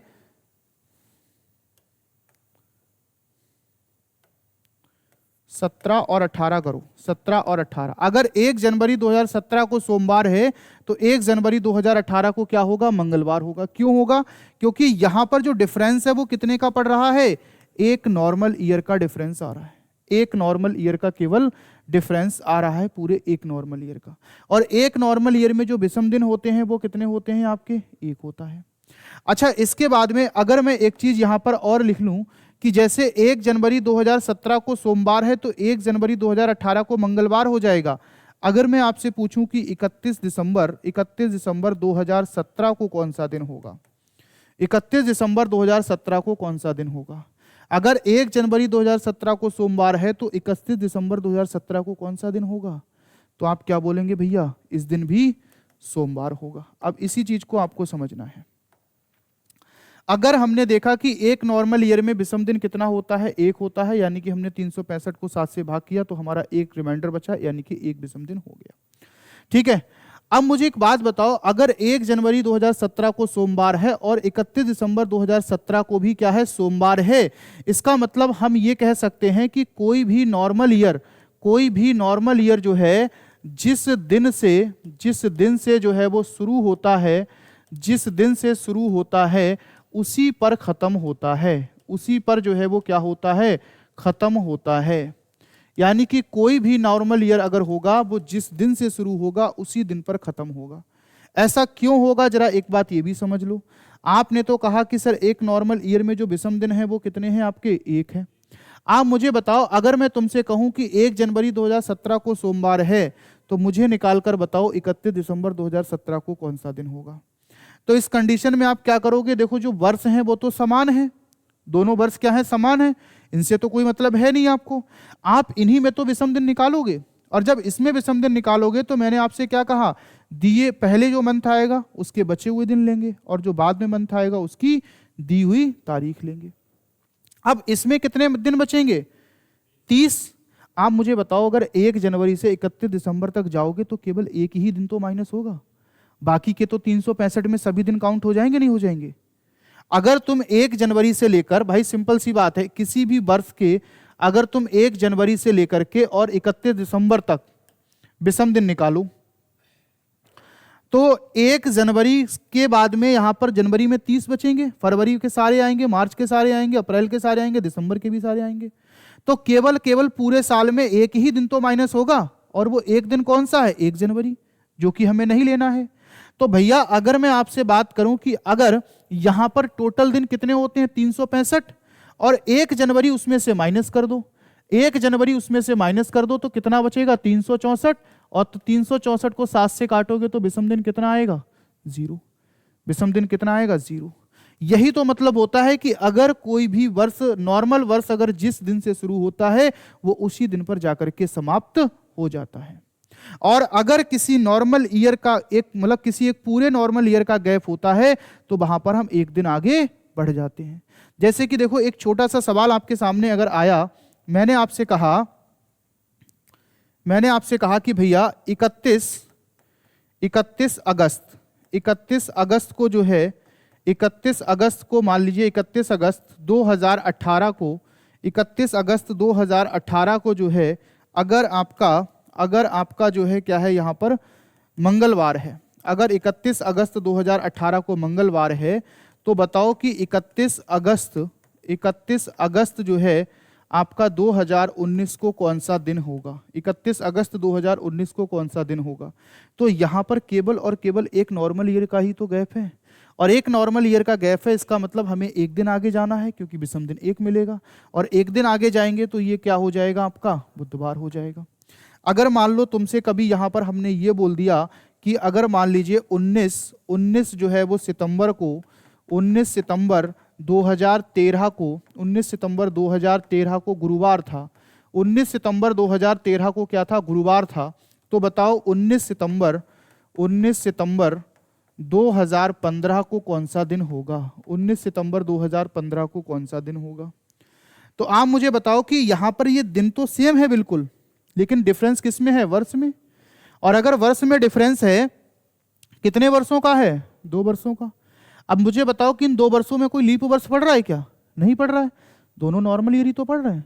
और अगर दोनों नॉर्मल ईयर हैं तो इसका मतलब है एक नॉर्मल ईयर में 1 दिन बढ़ते हैं, तो 2 नॉर्मल ईयर में 2 दिन। और अगर 2 दिन आगे बढ़ेंगे तो गुरुवार से 2 दिन आगे हम जाएंगे तो क्या आ जाएगा आपका? शुक्रवार और शनिवार। तो इसका आंसर क्या हो जाएगा मेरे भाई? शनिवार हो जाएगा। यानी कि यहां से आपको ध्यान रखना है कि एक नॉर्मल ईयर में जो विषम दिन होता है वो कितना होता है? 1 होता है। और अगर जो कोई भी नॉर्मल ईयर जिस दिन से शुरू होता है वो उसी दिन पर समाप्त होता है। और अगर एक नॉर्मल ईयर का पूरा गैप है तो हमें 1 दिन आगे जाना है, 2 का गैप है तो 2 दिन आगे जाना है, 3 का है तो 3 दिन आगे जाना है। ठीक है। अब यही चीज हम बात करते हैं लीप ईयर में। अब इसी चीज की हम बात करेंगे किसमें? लीप वर्ष में। अगर हम लोग यहां पर लीप ईयर को लेते हैं तो लीप ईयर में कितने दिन होते हैं? 366 को 2 से भाग करेंगे तो कितना आएगा? 7 से भाग करेंगे तो कितना आएगा?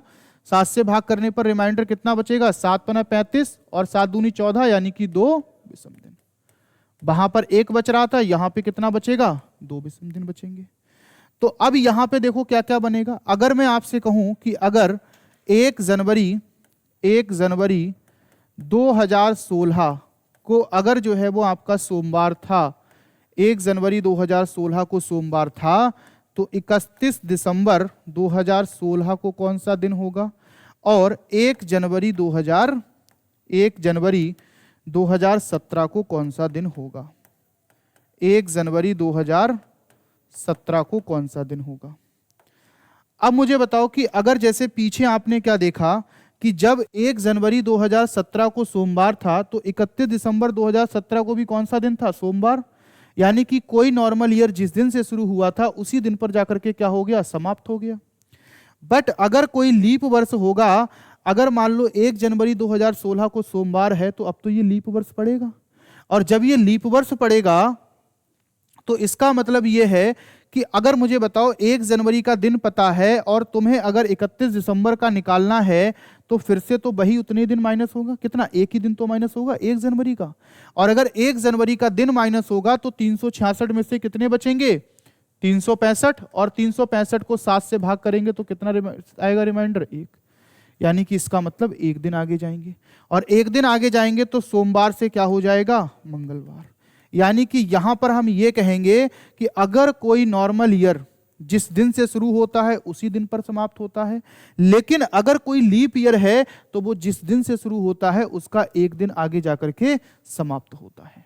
ठीक है, जिस दिन से शुरू होगा उससे एक दिन आगे जाकर के, अगर कोई जैसे मान लो 2020 है, अगर वो मंगल से शुरू हुआ तो 31 दिसंबर को कौन सा होगा? बुधवार हो जाएगा, एक दिन आगे जाकर के समाप्त होता है।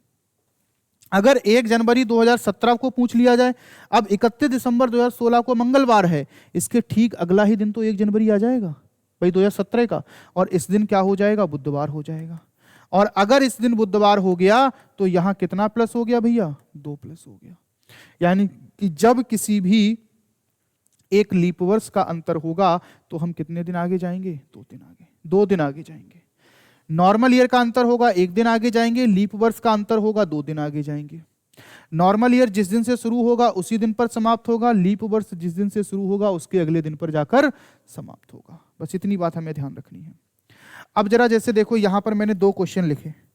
पहला क्वेश्चन क्या है? अगर मैं आपसे कहूं कि मान लीजिए अगर किसी भी वर्ष के जैसे 19 जुलाई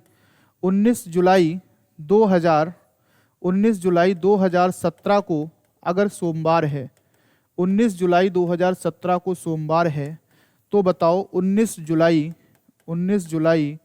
2021 को कौन सा दिन होगा? 19 जुलाई 2021 को कौन सा दिन होगा, ये आपको बताना है।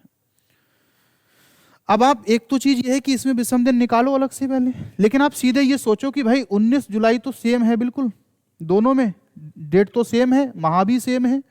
मुझे बताओ कितने वर्ष का डिफरेंस है? +4 का। अगर 4 का डिफरेंस है, इस 4 का डिफरेंस है, इसका मतलब है कि 4 दिन तो हमें आगे जाना ही जाना है, क्योंकि एक नॉर्मल ईयर में कितने दिन आगे जाना होता है? 4 दिन। सॉरी, 1 दिन आगे जाना होता है, तो 4 में कितना जाना होगा? 4 दिन। अब मुझे बताओ क्या इसमें कोई लीप वर्ष भी पड़ेगा? आप कहोगे बिल्कुल पड़ेगा, यानी कि 20।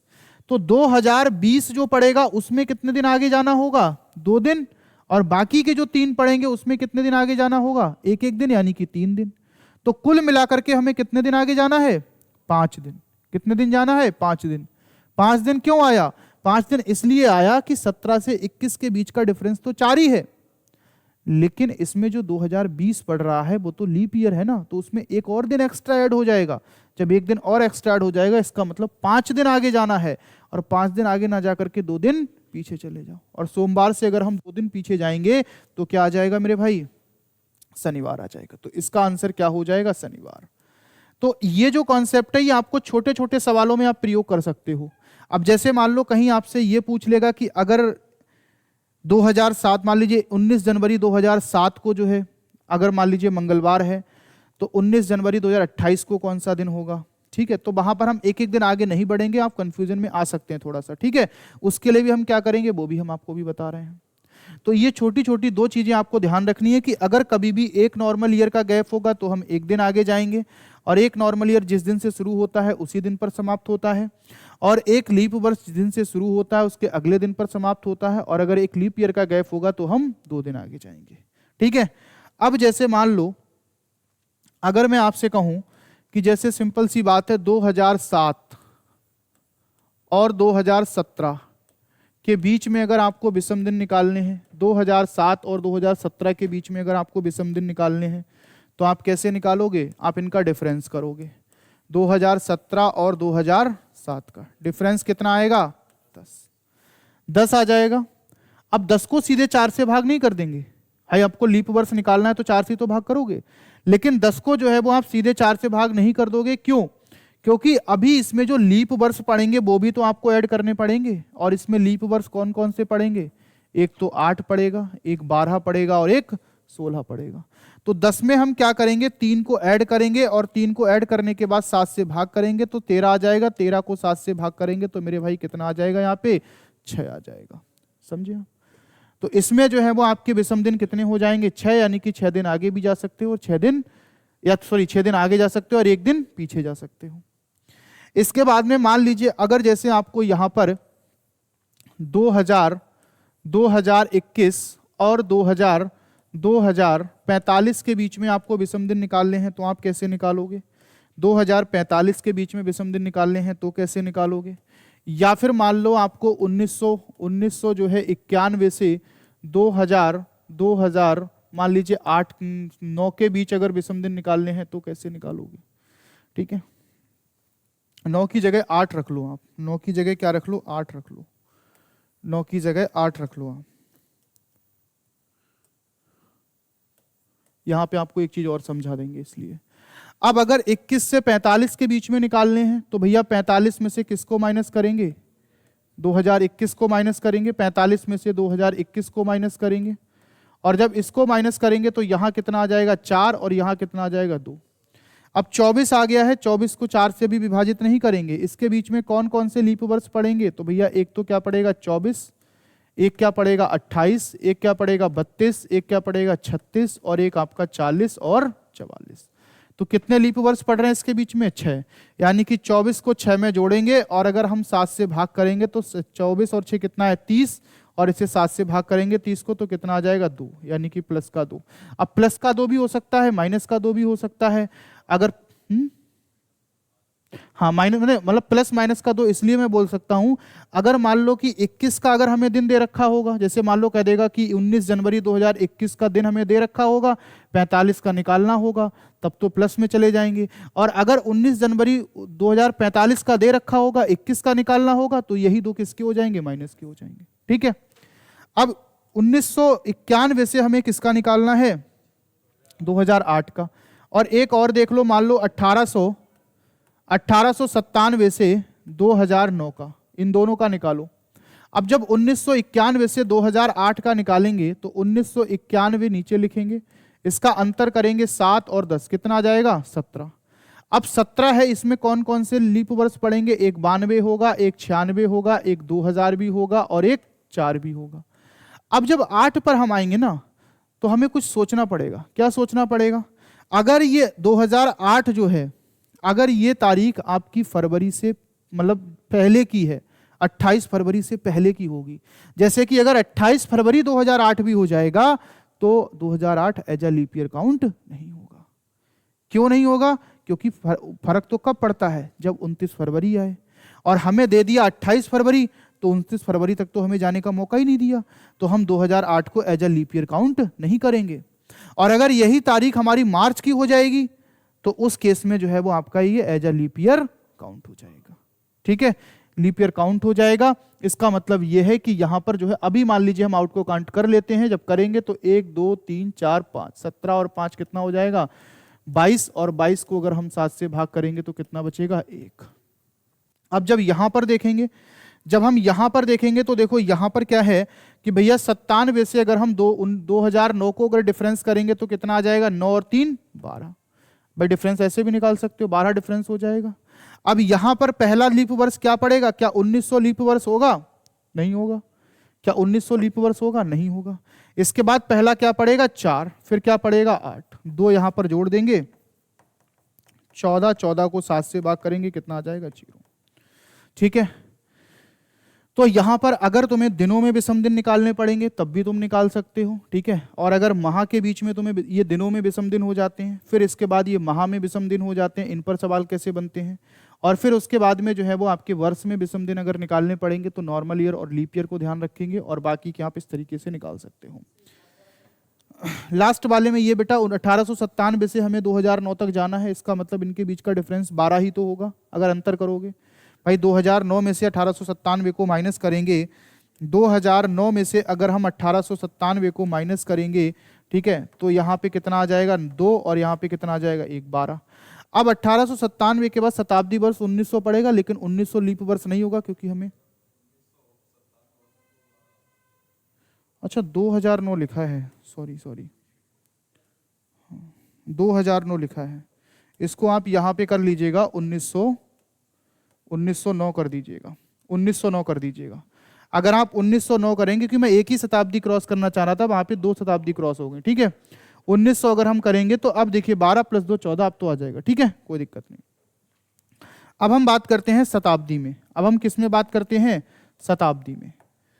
शताब्दी में जो है वो हम लोग लीप वर्ष कैसे निकालेंगे, और विषम दिन। लीप वर्ष तो हम निकाल चुके हैं, विषम दिन कैसे निकालेंगे? शताब्दी में जो है वो विषम दिन कैसे निकालेंगे? शताब्दी में जब हमने यहाँ पर लीप वर्ष निकाले थे तो शताब्दी में लीप वर्ष हमने किस तरीके से निकाले थे कि भाई 100 में कितने होते हैं 24, 200 में कितने होते हैं 48, 300 में कितने होते हैं 72, 400 में कितने होते हैं 97। अब उसी तरीके से जब हम निकालेंगे कि भैया विषम दिन कैसे निकालेंगे, तो जैसे कि सबसे पहले मैंने आपसे कहा कि 100 वर्षों में जो है वो विषम दिन कितने होंगे, और अगर 200 वर्षों में आपको विषम दिन निकालने हैं तो कितने होंगे, उसके बाद 300 में अगर निकालने हैं तो विषम दिन कितने होंगे, और 400 में अगर निकालने हैं तो विषम दिन कितने होंगे। 400 वर्षों में अगर आपसे विषम दिन पूछे जाएं तो कितने होंगे। आप मुझे एक बात बताइएगा कि अगर हम यहाँ पर बात करते हैं हमें 100 वर्षों में विषम दिन निकालने हैं, तो वर्षों में विषम दिन निकालने के लिए हम डायरेक्ट जो है वो क्या करते हैं 7 से भाग ही तो करते हैं, लेकिन भाग करने से पहले उसमें पड़ने वाले लीप वर्ष भी तो ऐड करते हैं। भाग करने से पहले उसमें पड़ने वाले लीप वर्ष भी तो हम ऐड करते हैं।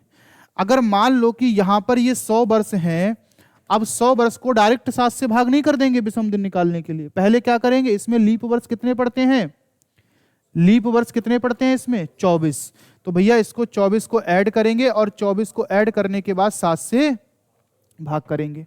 तो 124 को अगर हम 7 से भाग करेंगे तो 124 को 7 से भाग करेंगे, 7 एकम 7 कितना बचा 5, और 7 सत्ते 49 यानी कि कितने बचे 5। तो इसमें जो विषम दिन आ जाएंगे वो कितने आ जाएंगे भैया 5 जो है वो आपके विषम दिन आ जाएंगे। इसमें जो है वो 5 आपके क्या हो जाएंगे विषम दिन हो जाएंगे। अब आपको जो है निकालना है कितने में 200 में। जब 200 में निकालेंगे तो 200 में पड़ने वाले लीप वर्ष ऐड करेंगे, तो 200 में लीप वर्ष कितने पड़ते हैं 48। अब या तो इसे 7 से भाग करो, अगर ऐसा नहीं करना चाहते हो तो मैंने आपसे क्या कहा 100 का डबल क्या है 200, तो इसमें जो विषम दिन पड़ रहे हैं 5, इनका डबल कर दो कितना हो जाएगा 10, और 10 को 7 से भाग कर दो तब भी कितना आ जाएगा 3। भाई आप इसको अगर भाग करोगे 248 को 7 से तो 7 या 21 कितना बचा 3, और 3 7 या 21 हो जाएगा, फिर 7 पना 35 कितना बचेगा 3। विषम दिन तब भी 3 ही आना है, चाहे इसका 3 गुना कर दो 2 गुना कर दो, क्योंकि वो डबल हो रहा है, तो 5 दूनी 10, 7 से भाग करेंगे तब भी 3 आ जाएगा। इसके बाद अगर तुम्हें 300 में निकालना है तो तुम क्या करोगे, 300 में कितने वर्ष ऐड करोगे 72, क्योंकि 300 में लीप वर्ष कितने होते हैं आपने पीछे निकाले 72। इसे आप 7 से भाग करोगे, और 7 से जब भाग करोगे, या फिर आप ये कर सकते हो कि भैया ये किसका डबल हो रहा है 300 यानी 100 का डबल हो रहा है, तो 300 हो रहा है। अगर ये 300 हो रहा है तो 5 का 3 गुना कितना होगा, आप कहोगे 15, 15 को 7 से भाग करोगे तो कितना आएगा 1 विषम दिन आएगा। ठीक है, इसके बाद में क्या है, जब हम इससे निकालेंगे ये 100 का डबल कितना हो रहा है 400, यानी कि हम कह सकते हैं 400 प्लस 97 और बटे में कितना आ जाएगा 7। अब अगर हम इसका डबल करेंगे 5 का 4 गुना करेंगे तो 5 का 4 गुना कितना होता है 20, और 20 को अगर हम 7 से डिवाइड करेंगे तो कितना आएगा 6 बचेगा। लेकिन अगर यार हम यहां 7 से डिवाइड कर रहे हैं 497 को, तो 7 सत्ते 49, 7 एकम 7। भाई जब आप इसको ऐड करोगे तो ऐड करने पर ये कितना बन जाएगा, ऐड करने पर ये बन जाएगा 49/7। तो 7 सत्ते 49, 7 एकम 7, ये पूरा पूरा कट जाता है। बट इसको 4 गुना करते हैं तो ये 6 बच जाता है। आप मुझे एक बात बताओ, पीछे मैंने आपको क्या बताया था, पीछे मैंने एक चीज तो बताई थी आपको कि जब आपने 4 गुना किया था तो 4 गुना करने के बाद जो 96 आया था उसमें आपने एक और ऐड किया था ना, एक और को। क्यों एक को ऐड किया था, क्योंकि ये 400 जो होता है वो क्या होता है लीप वर्ष होता है।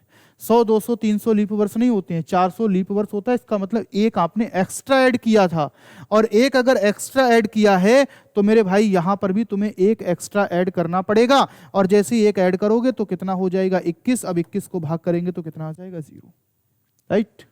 तो यहां भी विषम दिन कितने हो जाएंगे 0। तो 100 में विषम दिन कितने होते हैं 5, 200 में कितने होते हैं 3, 300 में कितना होता है 1, और 400 में कितना होता है 0। अब चीज समझ लो, अगर मैं तुमसे ये समझ आएगी, अगर मैं तुमसे कह दूं कि मान लो बताओ 1900 वर्षों में विषम दिन कितने होंगे, 1900 वर्षों में जो है वो विषम दिन कितने होंगे अगर तुम्हें निकालने पड़े तो। अब 1900 को तो 4 से भाग करेंगे नहीं, 7 से भाग करेंगे नहीं, इसमें हम क्या निकालेंगे पहले लीप वर्ष, तो इतना तो बहुत ज्यादा लंबा हो जाएगा। आप एक बात हमेशा ध्यान रखोगे, ये 400 में विषम दिन कितने होते हैं 0। अब 400 के जितने भी मल्टीपल लोगे 800, 1600, या फिर आप कितना करोगे, मतलब 1200 भी आएगा बीच में, कोई दिक्कत नहीं, या 2000 या 2400, यानी कि 400 के जितने भी मल्टीपल होंगे उन सभी में विषम दिन क्या होंगे, 0 होंगे। 400 का अगर आप कोई भी मल्टीपल ले लोगे, उस 400 के मल्टीपल में जो विषम दिन आएंगे वो मेरे भाई क्या आएंगे, 0 आएंगे। 400 का आप कोई भी मल्टीपल ले लेना, तो 400 के मल्टीपल में जो प्यारे भाई विषम दिन आएंगे वो कितने आएंगे, 0। ठीक। अब ये जो 1900 है ना, क्या इस 1900 को हम इसमें नहीं तोड़ सकते हैं, 1600 प्लस 300। 1600 में कितने होते हैं, 0। 300 में कितना होता है, 1। इसका मतलब 1900 में कितना हो गया, 1 विषम दिन। अगर 1700 में पूछेगा तो 1600 प्लस 100। 1600 में कितना होता है, 0, और प्लस 100 में कितना होता है, 5। तो 1700 में कितने हो जाएंगे, 5। अगर वो मुझसे कहेगा बताओ 2200 में विषम दिन कितने होते हैं, तो आप कहोगे भैया 2000 प्लस 200। 2000 में कितना होता है, 0। 200 में कितना होता है, 3। अब 100 200 का मतलब क्या है, ये 5310 है आपका, यानी कि 531 है, लास्ट में कितना है, 0। 531 का मतलब है 100 में 5, 200 में 3, और 300 में 1, और 400 में 0। और 400 का अगर कोई भी मल्टीपल होगा तो उसमें विषम दिन कितने होंगे आपके, 0। ठीक है, ये चीज आपको ध्यान रखनी है। अब यहां तक आपके दोनों कॉन्सेप्ट जो है वो कंप्लीट हो जाते हैं।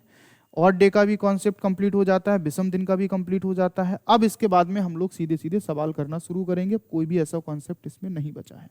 ठीक है, यहाँ पर हम लोगों ने सिर्फ विषम दिन निकाले हैं, और सिर्फ जो है वो आपके लीप ईयर कैसे पहचानते हैं इसको हमने पहचाना। एक सवाल भी इस पर कर लेते हैं जिससे कि आपको थोड़ा सा समझ आ जाएगा।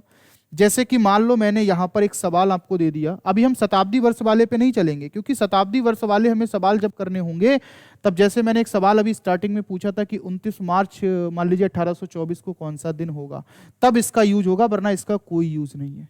अगर 29 मार्च 1824 या 15 मार्च 1931 या 15 अगस्त 1947, 26 जनवरी 1950, इस तरीके का अगर कोई भी दिन पूछ लेता है तब हम इसका यूज करेंगे, अदरवाइज इसका कोई भी यूज नहीं है। अब देखो, जैसे मैंने आपसे सवाल पूछा कि बताओ भाई अगर 23 मार्च 2010 को अगर सोमवार है, 23 मार्च 2010 को सोमवार है, तो बताओ भाई 31 जुलाई 2021 को कौन सा दिन होगा। 31 जुलाई 2021 को कौन सा दिन होगा, यह आपको बताना है। ठीक है, अब हमें क्या करना है, इस सवाल में हमें जो है वो 2 पार्ट्स में इस सवाल को तोड़ देना है। वर्ष अलग कर देने हैं और ये अलग कर देने हैं।